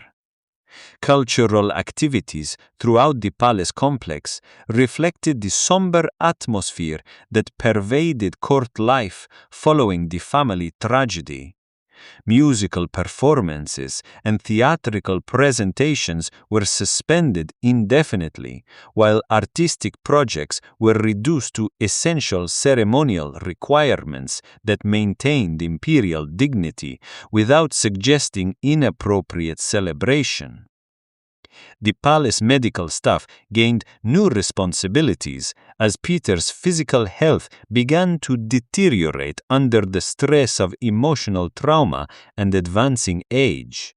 Physicians who had previously focused on treating injuries and illnesses now found themselves addressing psychological symptoms that manifested in physical ailments that traditional medicine struggled to understand or treat. Palace security arrangements were enhanced to address potential threats from individuals or factions who might attempt to exploit imperial vulnerability during this period of personal crisis and political uncertainty. Guards maintained heightened surveillance while attempting to preserve the accessibility that Russian traditions demanded of their rulers. Communication systems connecting the palace to provincial administrations carried carefully worded announcements about the succession situation that attempted to maintain confidence in imperial stability while acknowledging the reality of changed circumstances. Regional officials received instructions that emphasized continuity in governmental policies despite uncertainty about future leadership arrangements. The palace libraries became increasingly important as Peter sought historical precedents for the succession laws he was developing to prevent future family conflicts that might threaten dynastic stability. Evening study sessions found him examining accounts of how other European monarchies had managed similar challenges while attempting to adapt their solutions to Russian conditions. Financial management of palace operations required careful attention to expenses that reflected appropriate imperial dignity, while avoiding extravagance that might seem inappropriate during a period of national mourning and political uncertainty. Treasury officials worked to balance ceremonial requirements against practical limitations imposed by a reduced imperial activity. Educational programs within the palace were suspended temporarily as tutors and advisors reassessed their approaches to preparing potential future leaders. Understanding that previous methods had somehow failed to prevent the tragedy that had eliminated the designated heir and created such profound imperial crisis. Storage facilities throughout the palace complex accumulated materials related to the succession investigation and its aftermath, including documents and personal effects that served as painful reminders of family relationships that had deteriorated beyond repair despite everyone's best intentions. The palace workshops gradually resumed their production activities, but their output reflected changed priorities that emphasized practical necessities over innovative projects that had characterized Peter's earlier enthusiasm for technological advancement and architectural development.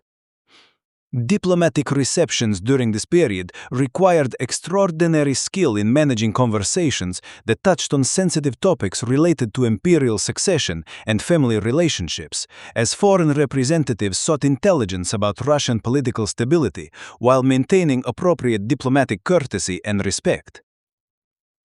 The administrative challenges of governing an empire while dealing with personal trauma and political uncertainty required Peter to develop new approaches to leadership that could function effectively despite his reduced emotional capacity and energy levels that no longer matched the demands of his previous intensive schedule. Palace servants observed changes in daily routines that reflected Peter's altered priorities and capabilities, adapting their services to accommodate irregular schedules and mood variations, while maintaining the essential functions that supported imperial administration and ceremonial requirements.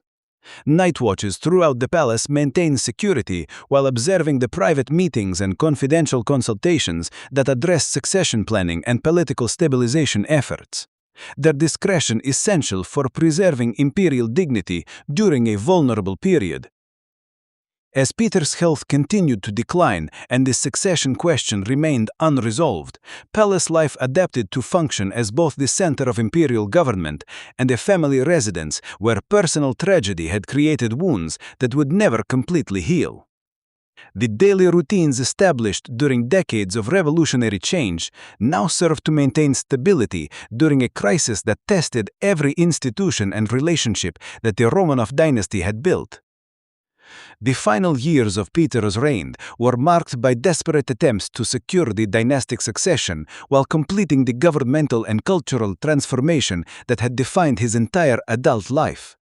Palace activities reflected both the urgency of unfinished business and the melancholy awareness that the great reformer's time was running short. The promulgation of the new succession law in 1722 represented Peter's final attempt to prevent future family conflicts by giving each emperor the right to designate his successor rather than relying on traditional inheritance patterns that might produce unsuitable rulers. Palace ceremonies surrounding the law's announcement emphasized its importance while carefully avoiding references to the personal circumstances that had made such legislation necessary. The morning when Peter announced his decision to crown his wife Catherine as Empress in 1724 marked a revolutionary moment that surprised even his closest advisors. Picture the Tsar standing before the assembled court in the throne room, his voice steady despite obvious physical weakness as he declared his intention to elevate a former peasant to the highest position in the Russian Empire, shocking conservative nobles while demonstrating his continued commitment to merit-based advancement over hereditary privilege. Qualities that effective imperial leadership required. Palace discussions about alternative succession arrangements proceeded with extreme delicacy, as no one wanted to risk triggering another family crisis. Afternoon activities that had previously included family gatherings and informal consultations with relatives were largely abandoned as Peter withdrew from social interactions that reminded him of the son whose opposition to his reforms had led to such tragic consequences.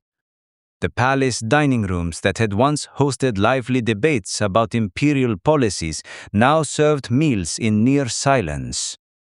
Evening hours found Peter increasingly isolated in his private apartments, where he would review documents related to Alexei's case, while attempting to understand how their relationship had deteriorated so completely. Palace servants would find him surrounded by letters and testimony from the investigation, his efforts to justify his actions revealing a man tormented by doubts about decisions that could never be reversed. The international implications of the succession crisis and Alexei's death created new challenges for Russian diplomacy as European courts reassessed their relationships with an empire whose internal stability had been called into question. Palace protocols for receiving foreign visitors required adjustment to manage questions about imperial succession that Peter was reluctant to address publicly. Religious observances within the palace took on heightened significance as Peter sought spiritual guidance for decisions that had placed him in conflict with orthodox traditions about family relationships and paternal authority. The palace chapel became a refuge where the Tsar could attempt to reconcile his role as imperial reformer with his responsibilities as a father and orthodox believer.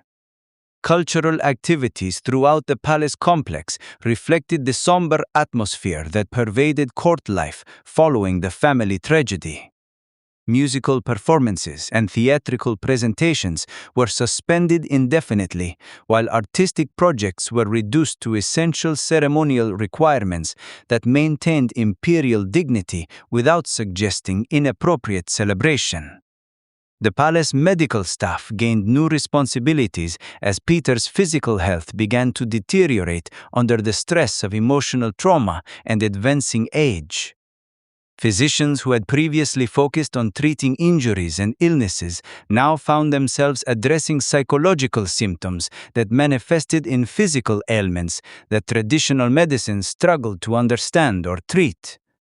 Palace security arrangements were enhanced to address potential threats from individuals or factions who might attempt to exploit imperial vulnerability during this period of personal crisis and political uncertainty.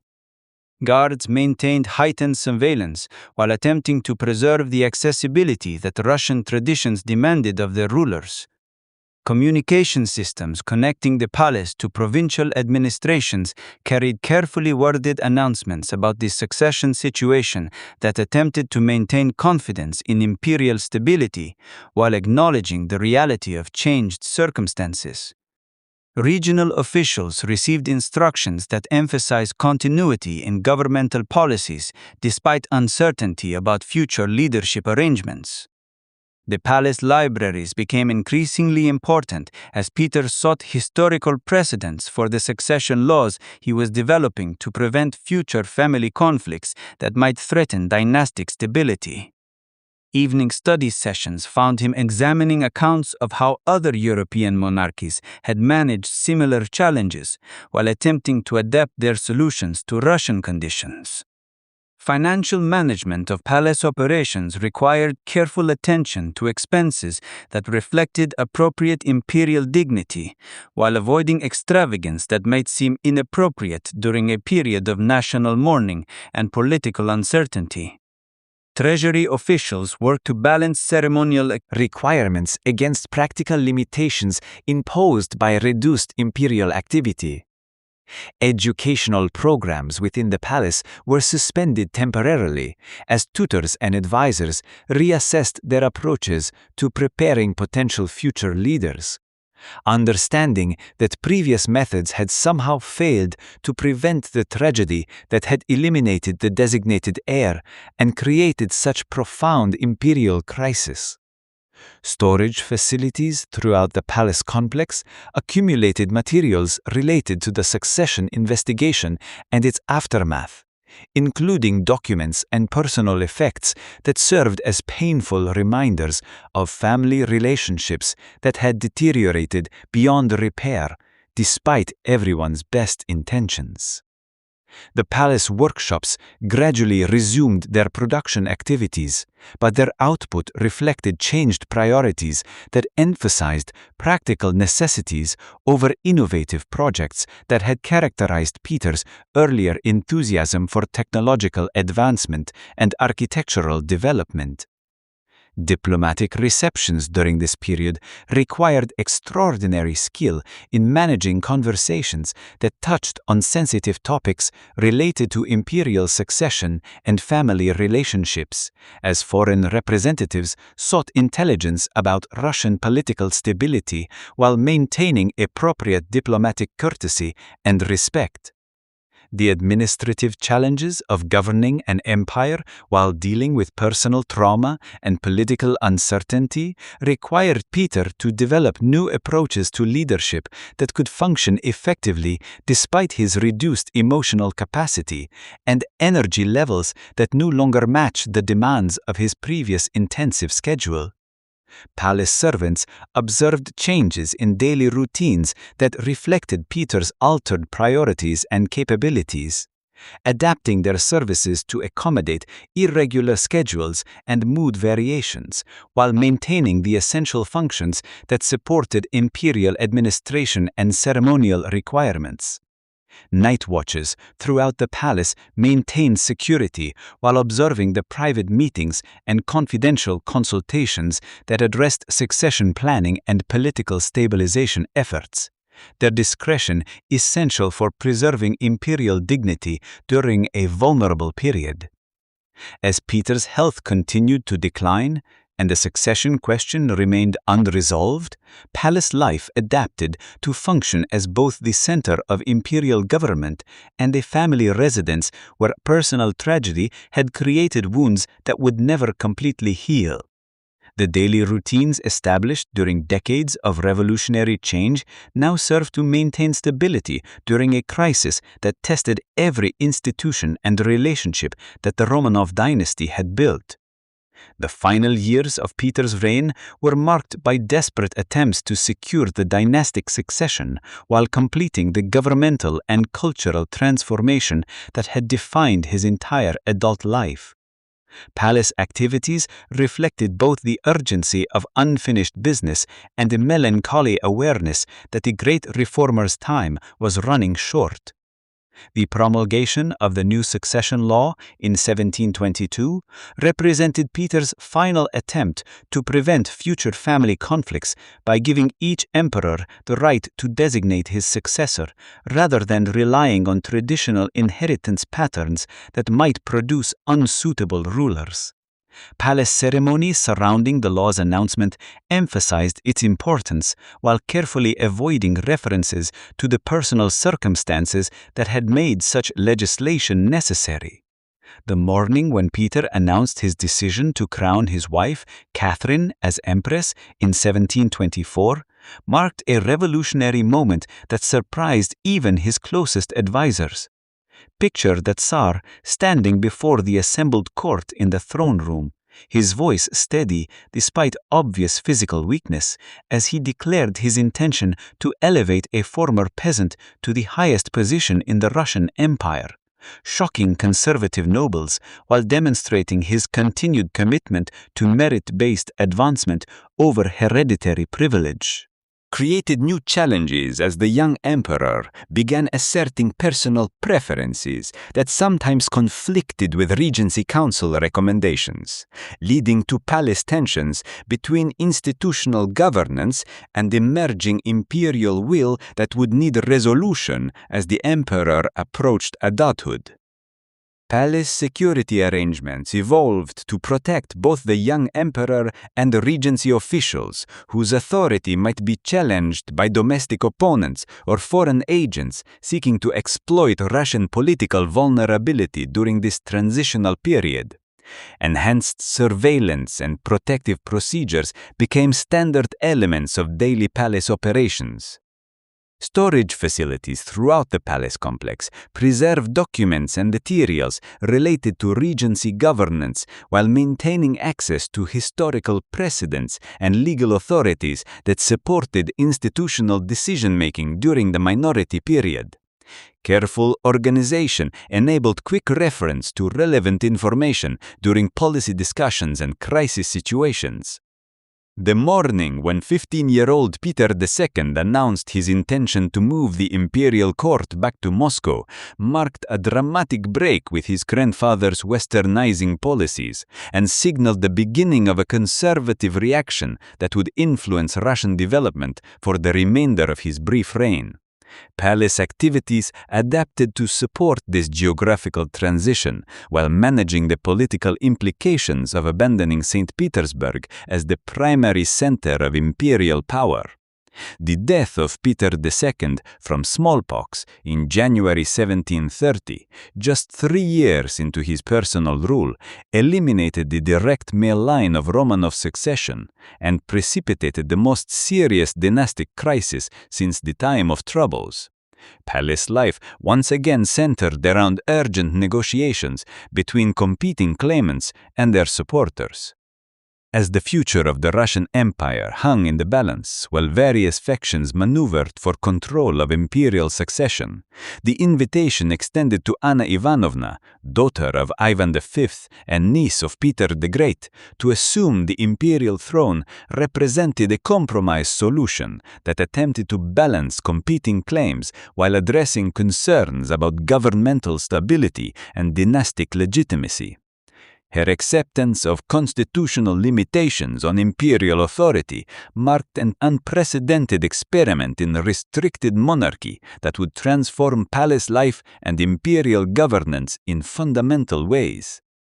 The conditions imposed on Anna's rulership by the Supreme Privy Council created new administrative structures that limited traditional imperial prerogatives while establishing collective oversight of governmental decisions. Palace protocols evolved to accommodate shared authority between the Empress and council members, creating unprecedented complexity in daily operations and decision-making processes. Morning audiences during Anna's early reign reflected the tension between constitutional restrictions and imperial dignity, as the Empress attempted to maintain appropriate royal authority while operating within limitations that had never before constrained Russian rulers. Palace meetings between Anna and council members revealed ongoing negotiations about the practical implementation of constitutional monarchy in an empire accustomed to absolute rule.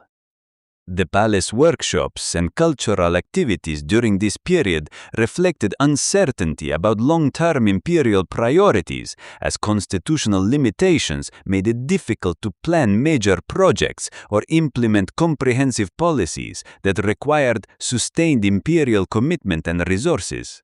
Artists and craftsmen faced reduced patronage while awaiting clarification about governmental direction and imperial preferences. Administrative procedures throughout the palace complex adapted to accommodate collective decision-making that slowed policy implementation while theoretically improving governmental oversight and accountability. Palace bureaucracies developed new documentation requirements that tracked council participation in imperial decisions while preserving essential records for future reference. The eventual abolition of constitutional restrictions in 1732, when Anna successfully reasserted absolute imperial authority, marked the end of Russia's brief experiment with limited monarchy and the restoration of traditional autocratic governance. Palace life quickly readjusted to accommodate renewed imperial prerogatives, while maintaining some administrative innovations that had proven beneficial during the constitutional period. The remaining years of Anna's reign saw palace activities focus on consolidating imperial authority while addressing the governmental challenges that had accumulated during periods of weak leadership and institutional uncertainty. Daily routines within the palace complex reflected both the relief of restored stability and the ongoing work required to rebuild imperial effectiveness and international credibility that had been diminished by succession crises and constitutional experiments. As the 1730s progressed toward Anna's death and another inevitable succession crisis, palace life served as both the center of imperial government and a reminder of the persistent vulnerabilities that threatened the Romanov dynastic stability whenever strong personal leadership was absent or constrained by institutional limitations that had not been designed for the practical requirements of governing a vast, diverse empire. The death of Anna Ivanovna in October 1740 brought forth yet another succession crisis, but this time with a twist that would reshape palace life in ways no one could have anticipated. Picture the Winter Palace on that autumn morning when 2-month-old Ivan VI was proclaimed emperor. His infant cries echoing through chambers where the weight of imperial authority had never before rested on such tiny shoulders. The palace nursery became the unexpected center of Russian power, where wet nurses and pediatric physicians suddenly found themselves among the most important figures in the empire. The Regency of Byron transformed daily palace routines around the rhythms of infant care, as governmental meetings were scheduled between feeding times and nap schedules. Morning audiences took place in chambers adjacent to the nursery, where the sound of a crying baby could interrupt the most serious diplomatic negotiations. Foreign ambassadors found themselves discussing treaty arrangements, while palace servants hurried past carrying swaddling clothes and warm milk. The surreal juxtaposition of imperial dignity with domestic necessity, creating an atmosphere unlike anything in Russian history. Palace physicians gained unprecedented authority as the infant emperor's health became a matter of national security, with medical consultations determining everything from room temperature to visitor restrictions. The morning ritual of examining the baby emperor was attended by ministers of state who had once focused on military strategy and economic policy, their grave faces studying infant reflexes and feeding patterns with the intensity previously reserved for battle plans and treasury reports. Administrative procedures adapted to accommodate governance that operated around the biological needs of a ruler who could neither speak nor understand the decisions being made in his name. Palace scribes documented every aspect of the infant's daily routine while simultaneously maintaining the flow of governmental correspondence that kept the empire functioning despite the unprecedented circumstances of baby rulership. The palace workshops produced miniature versions of imperial regalia alongside traditional ceremonial objects as craftsmen struggled to create symbols of authority that could somehow be adapted to an emperor whose hands were too small to hold the scepter and whose head required specially designed crowns that wouldn't slip over his eyes. Imperial accessories served symbolic purposes while highlighting the absurdity of the political situation. Religious ceremonies within the palace chapel were modified to accommodate an emperor who slept through most services and required constant attention from nurses who had become inadvertent participants in state functions. Orthodox priests found themselves blessing an infant who responded to their solemn invocations with babbling and occasional digestive disruptions that tested the dignity of even the most elaborate ceremonial occasions.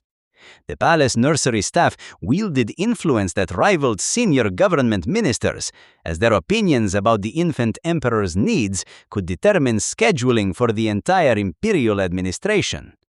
Morning conferences between regency officials and head nurses revealed the strange reality of governance, where questions about sleep schedules carried the same weight as discussions about foreign policy and military deployment. International diplomatic relations became increasingly complicated as foreign courts struggled to understand how to conduct serious negotiations with a government centered around infant care. Palace receptions for ambassadors required careful timing to avoid disrupting the baby emperor's routine, while ceremonial protocols were constantly adjusted to accommodate the practical limitations imposed by ruling through a child who measured his reign in weeks rather than years. The palace security arrangements evolved to protect not just imperial authority, but an actual baby whose vulnerability was both personal and political. Guards learned to distinguish between normal infant crying and sounds that might indicate health problems requiring immediate medical attention. Their traditional military training supplemented by crash courses in child care that would have seemed ridiculous under any other circumstances. Cultural activities within the palace were suspended indefinitely, as it seemed inappropriate to host elaborate entertainments while governance centered around diaper changes and feeding schedules. The throne room was rarely used for formal ceremonies, with most official business conducted in smaller chambers, where the sounds of infant care wouldn't disturb sleeping royalty or interrupt important meetings. The morning when Elizabeth Petrovna marched into the palace with her supporters in November 1741 marked the end of the most unusual period in Russian imperial history. Picture the moment when adult authority returned to government as Elizabeth strode through corridors where the previous day's most important concerns had involved infant feeding schedules and nursery temperature control. Her decisive action, restoring traditional imperial dignity to a throne that had been reduced to baby furniture. Elizabeth's commemation ceremony in April 1742 celebrated not just her personal ascension, but the restoration of competent adult leadership to an empire that had endured years of regency governance and institutional uncertainty. The morning of her crowning found the Winter Palace transformed back into a proper center of imperial power, where serious governmental business could proceed without accommodation to infant biological needs or constitutional restrictions that had proven unsuitable for practical administration. Her daily routine as empress began with morning prayers that lasted precisely long enough to seek divine guidance without consuming time needed for the pressing governmental business that had accumulated during years of ineffective leadership. Palace servants discovered that Elizabeth preferred efficiency over elaborate ceremony, understanding that Russia required active governance rather than symbolic displays that impressed visitors while neglecting practical administrative responsibilities. Breakfast in the imperial apartments became working sessions where Elizabeth would review overnight reports, dispatches from provincial governors, while consuming simple meals that provided energy for demanding schedules rather than ceremonial displays of imperial luxury. Her conversations with advisors revealed comprehensive understanding of problems that had developed during previous reigns, while demonstrating determination to address challenges through direct action rather than lengthy deliberation. The palace workshops resumed full production under Elizabeth's personal supervision, as she understood that Russian prestige required demonstration of technological capabilities and artistic sophistication that could compete with the most advanced European courts. Morning inspections of craft facilities revealed her detailed knowledge of manufacturing processes and her insistence on quality standards that would enhance rather than diminish imperial reputation. Administrative meetings in the council chambers addressed the urgent need to rebuild institutional effectiveness while consolidating territorial integrity that had been threatened by political instability and weak leadership during the previous decade. Elizabeth's approach emphasized practical solutions that addressed immediate problems while establishing foundations for long-term governmental improvements and territorial security. The palace libraries expanded under Elizabeth's patronage to include contemporary European works on governance, military science, and cultural development that supported her efforts to restore Russian competitiveness with neighboring powers who had gained advantages during periods of imperial weakness. Evening study sessions found her examining successful policies from other kingdoms while adapting their innovations to Russian conditions and capabilities. Diplomatic receptions during Elizabeth's early reign demonstrated her commitment to restoring Russian international credibility through competent governance and reliable policy implementation, rather than dramatic gestures or constitutional experiments that had confused foreign observers about imperial intentions and capabilities. Palace protocols emphasize substance over ceremony while maintaining appropriate dignity for a major European power. Military affairs received Elizabeth's immediate attention as she worked to rebuild professional standards and technological capabilities that had deteriorated during years of political uncertainty and divided authority. Morning briefings with commanders addressed recruitment, training, and equipment needs while developing strategic plans that would protect Russian interests and deter potential aggression from neighboring powers seeking to exploit perceived weakness. The palace medical staff adapted to serve an empress whose health directly affected governmental stability, developing treatment protocols that balanced traditional Russian healing methods with modern European medical practices, while maintaining the confidentiality necessary to prevent political exploitation of health concerns by domestic opponents or foreign enemies. Cultural activities within the palace resumed with elaborate celebrations that demonstrated Russian sophistication while reinforcing popular support for restored imperial authority. Elizabeth's patronage of arts and entertainment created employment for musicians, artists, and performers, while showcasing cultural achievements that enhanced international respect for Russian civilization and imperial leadership. Financial management of imperial resources required careful attention to expenses that had been neglected during previous reigns, while funding essential governmental functions and defensive preparations that Russian security demanded. Palace treasurers developed new accounting procedures that improved oversight while maintaining flexibility for responding to unexpected opportunities or challenges. The palace workshops produced both practical technological capabilities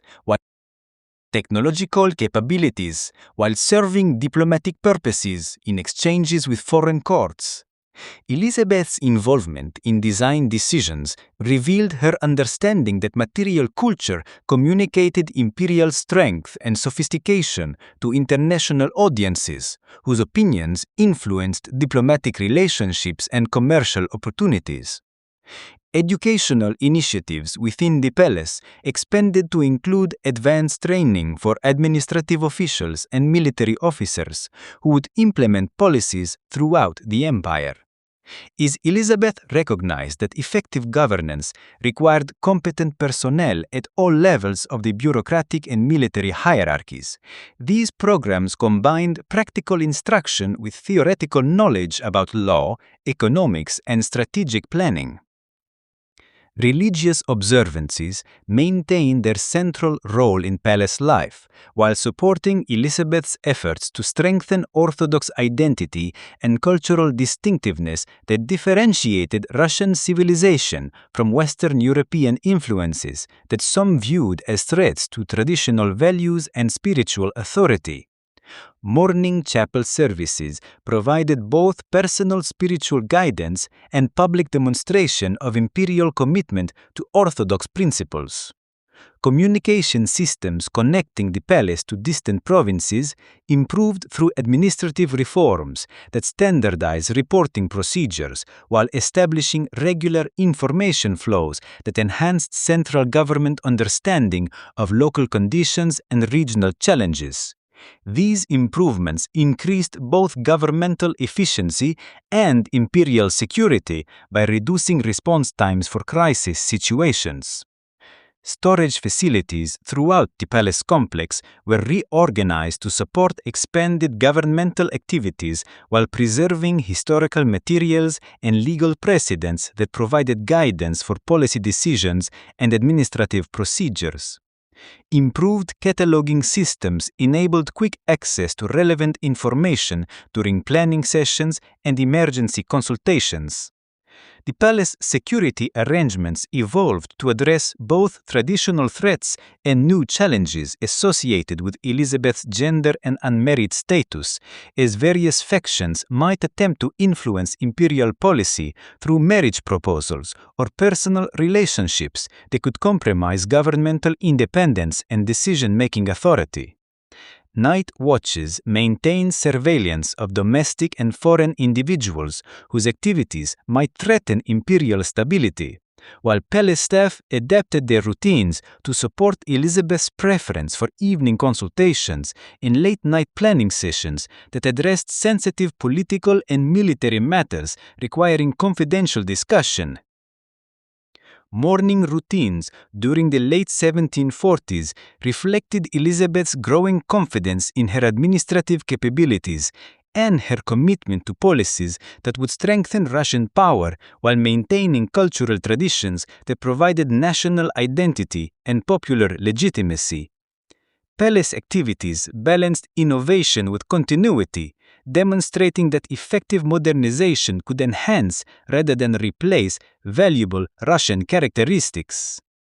The palace workshops during this period produced increasingly sophisticated goods that rivaled the finest European craftsmanship while maintaining distinctively Russian artistic elements that expressed national pride and cultural independence.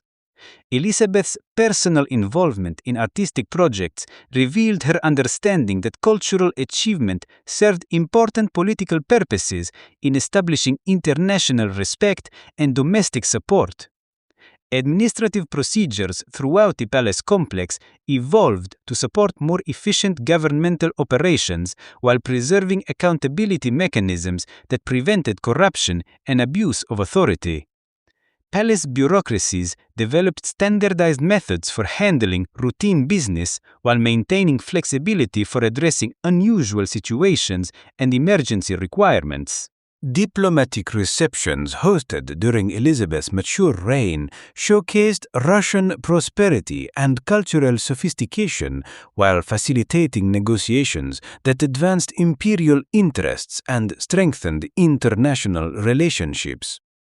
Palace protocols demonstrated that competent governance could maintain Russian distinctiveness while engaging productively with European diplomatic and commercial networks.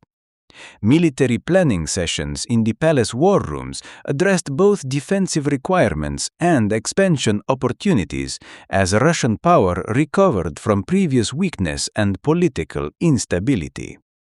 Elizabeth's strategic vision encompassed territorial consolidation and alliance relationships that would enhance security while positioning Russia for future growth and international influence. The palace medical facilities expanded to serve not only the imperial family, but also foreign dignitaries and court officials whose health affected governmental operations and diplomatic relationships. Medical innovations developed within the palace complex often influenced healthcare practices throughout the empire, while demonstrating Russian advancement in scientific knowledge and practical application. Cultural programs within the palace attracted artists and intellectuals from throughout Europe, creating an international community that enhanced Russian cultural prestige while providing opportunities for learning and innovation that strengthened imperial capabilities in various fields. Evening entertainments combined Russian traditions with European influences, creating distinctive cultural expressions that reflected Elizabeth's vision of modernized Russian civilization. The palace libraries became centers of learning that supported both governmental decision-making and cultural development, accumulating materials that enabled Russian scholars and officials to remain current with international developments while preserving knowledge about Russian history and traditions. These collections served practical administrative needs while supporting intellectual activities that enhanced imperial reputation. Financial administration within the palace complex reflected Elizabeth's commitment to fiscal responsibility while funding the cultural and military programs that enhanced Russian strength and international standing. Treasury operations balanced immediate expenses against long-term investment in capabilities that would serve imperial interests for generations. As Elizabeth's reign progressed through the 1750s toward its eventual conclusion, palace life embodied the successful restoration of effective imperial governance that had transformed Russia from political instability into renewed strength and international respect. The daily routines established within the Winter Palace walls provided foundations for achievements that would influence Russian development and European relationships for decades to come. The morning in January 1762, when news arrived of Elizabeth's sudden death, found the palace once again facing succession uncertainty, but this time with institutional structures and administrative capabilities that had been strengthened during 2 decades of competent governance. Palace preparations for another imperial transition reflected both the experience gained from previous crises and the confidence that Russian governmental systems could maintain stability regardless of individual leadership changes. The brief reign of Peter III revealed how quickly competent administration could be undermined by poor decision-making and political miscalculation, as palace life adapted to accommodate an emperor whose policies alienated key constituencies while threatening alliances and territorial gains that previous rulers had worked decades to achieve.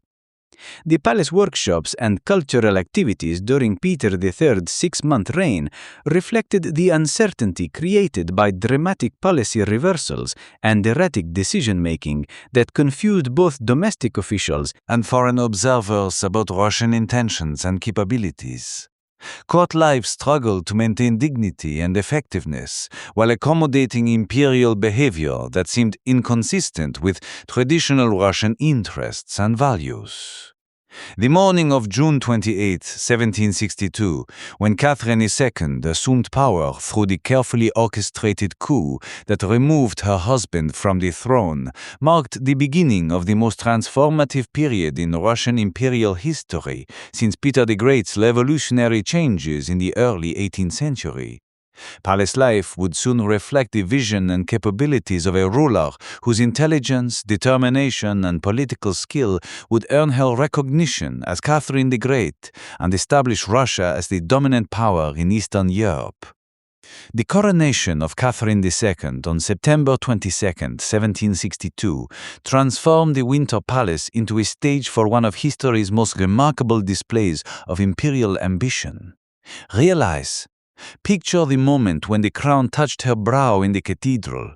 The weight of gold and precious stones nothing compared to the weight of possibilities that settled on her shoulders. She had arrived in Russia as a minor German princess with little more than intelligence and determination. Yet here she stood, crowned empress of the largest empire on earth through sheer force of will and political genius. Her first morning as undisputed ruler began before dawn in the private study that would become the nerve center of an empire spanning 11 time zones. The room bore little resemblance to the ornate ceremonial chambers that visitors expected, furnished instead with practical work tables covered in maps, correspondence, and the leather-bound notebooks where Catherine recorded her thoughts on everything from legal reform to agricultural innovation. She preferred to begin each day in simple morning dress, her hair unpowdered, and her hands already stained with ink from the correspondence she'd been reviewing since 4 o'clock. Breakfast was consumed while reading dispatches from provincial governors. The routine meal of black bread and honey, interrupted by frequent pauses to make marginal notes or draft immediate responses to urgent situations. Palace servants learned to anticipate her needs without interrupting her concentration, quietly refilling her tea glass while she absorbed reports about grain harvests in Ukraine, Cossack movements along the southern borders, and diplomatic communications from courts across Europe that were still adjusting to the reality of female rule in Russia. The morning audiences that Catherine conducted revealed her systematic approach to understanding every aspect of imperial administration. Where previous rulers had relied on summaries prepared by advisors, she insisted on meeting directly with officials from various departments to hear first-hand accounts of conditions throughout the empire. Palace protocols adapted to accommodate sessions that might last several hours, as Catherine questioned military commanders about troop readiness, interrogated treasury officials about revenue collections, and consulted with legal experts about administrative procedures that required clarification or reform. These detailed consultations revealed Catherine's extraordinary capacity for absorbing and processing complex information, as she demonstrated familiarity with obscure regulations governing everything from monastery land holdings to customs procedures at remote border crossings. Palace observers noted her ability to recall specific details from previous conversations while connecting seemingly unrelated issues to broader patterns that revealed systemic problems requiring comprehensive solutions. The palace workshops during Catherine's early reign buzzed with activity as she commissioned detailed maps, architectural surveys, and technical studies that would support the ambitious reform program she was developing. Morning inspections of these facilities found her examining everything from printing equipment to surveying instruments. Her questions revealing both practical understanding of technical processes and strategic vision about how improved capabilities could enhance governmental effectiveness. Administrative meetings in the council chambers addressed the fundamental challenge of governing territories so vast that communications between the capital and distant provinces required months to complete. Catherine's approach emphasized systematic documentation and standardized procedures that could function effectively despite the enormous distances and cultural diversity that characterized her empire.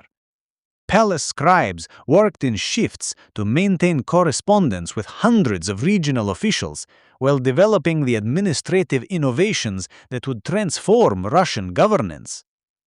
The legal reforms that Catherine began drafting during her first years as empress required extensive consultation with scholars, judges, and administrators who understood the practical challenges of implementing consistent legal standards across territories with different traditions, languages, and social systems. Evening sessions in the palace library found her comparing legal codes from various European kingdoms while developing principles that could be adapted to Russian conditions without abandoning valuable local customs and practices. The palace medical facilities expanded during this period to serve not only the imperial court but also to support Catherine's interest in public health initiatives that could improve conditions throughout the empire. Morning consultations with physicians addressed both personal health concerns and broader questions about disease prevention, medical education, and healthcare delivery in remote regions where traditional medical knowledge was limited or ineffective. Cultural activities within the palace reflected Catherine's vision of Russia as a sophisticated European power that could compete intellectually and artistically with the most advanced civilizations. She established regular evening salons where foreign intellectuals mingled with Russian scholars, their conversations exploring philosophical questions and practical problems, while creating international networks that enhanced Russia's cultural prestige and intellectual development. The palace libraries became centers of learning that accumulated materials from across Europe and Asia, supporting both governmental research and cultural advancement. Catherine's personal collection included works in French, German, and English, alongside Russian texts. Her multilingual capabilities enabling her to engage directly with contemporary European thought while developing distinctively Russian approaches to governance and social organization.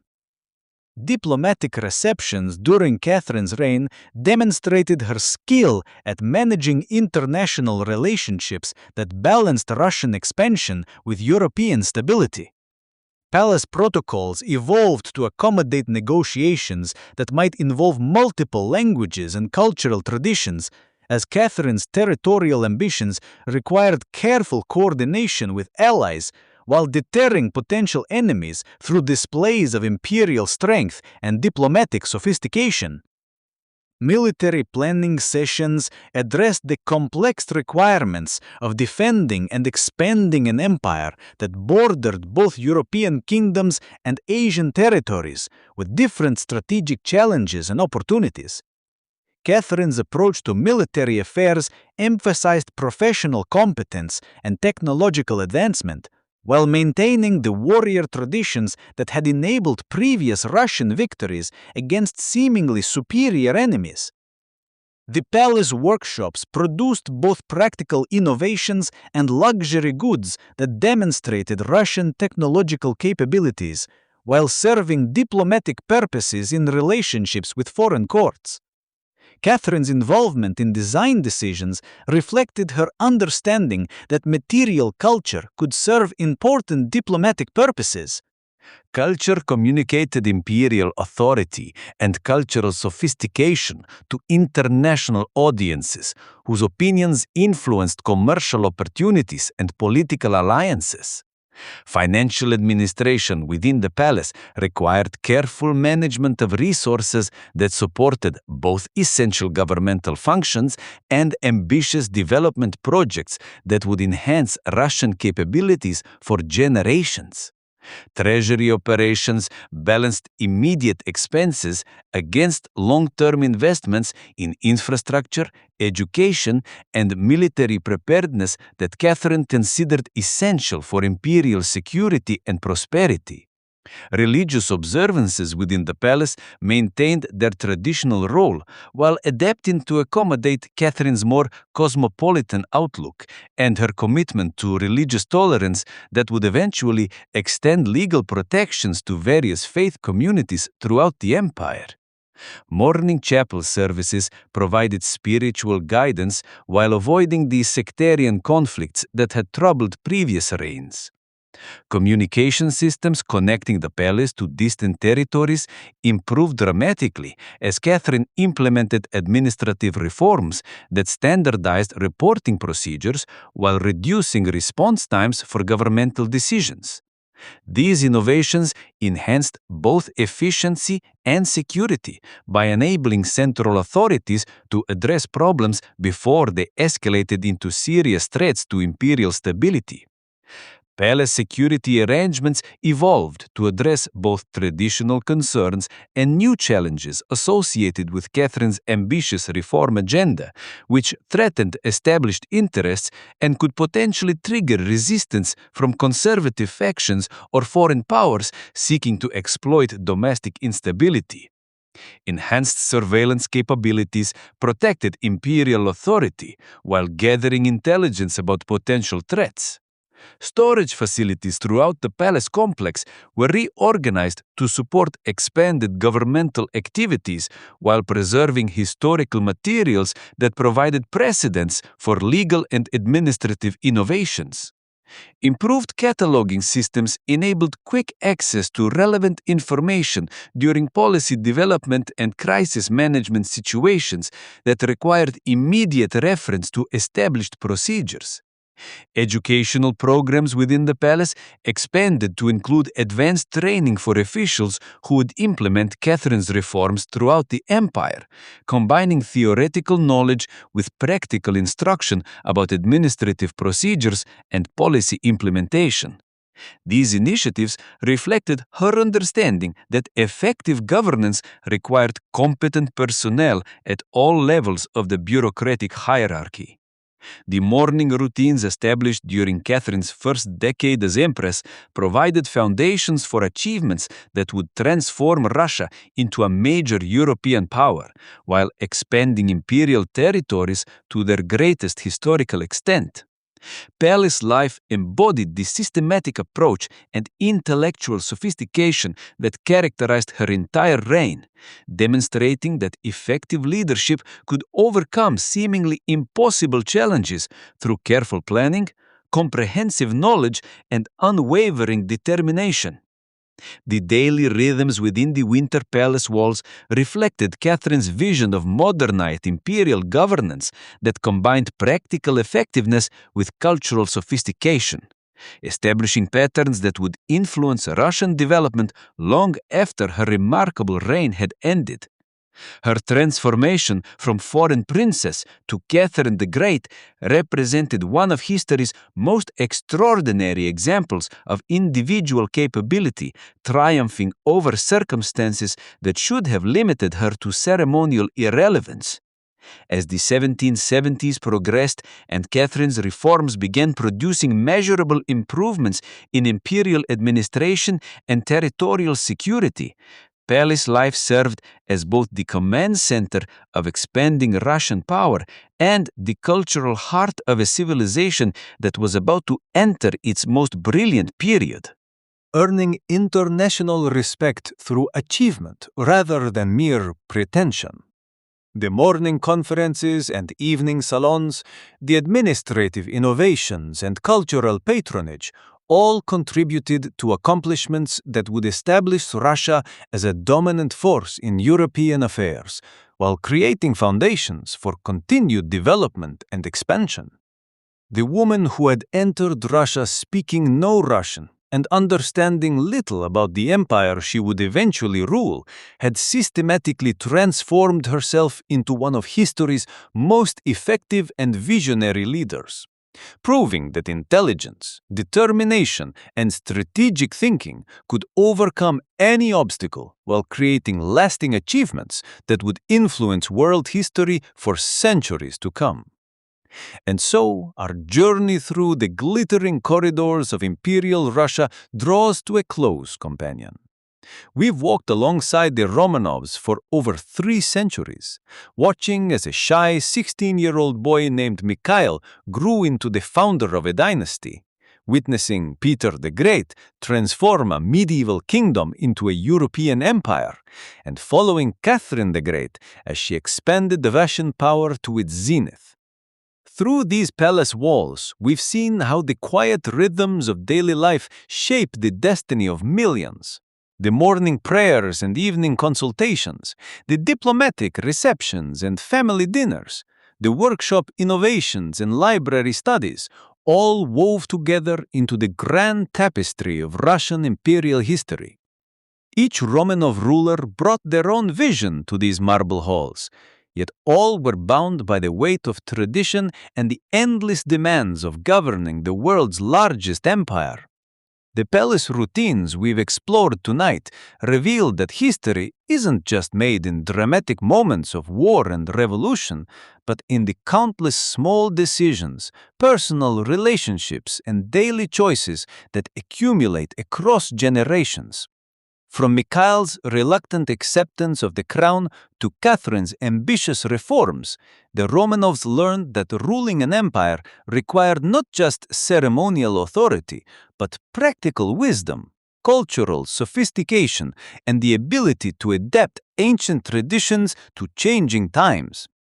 As you drift off to sleep, perhaps you'll dream of those winter mornings in St. Petersburg, where the sound of footsteps on marble floors marked the beginning of another day in the life of an empire that would endure for 3 centuries before finally succumbing to the forces of change that even the mightiest dynasty could not withstand.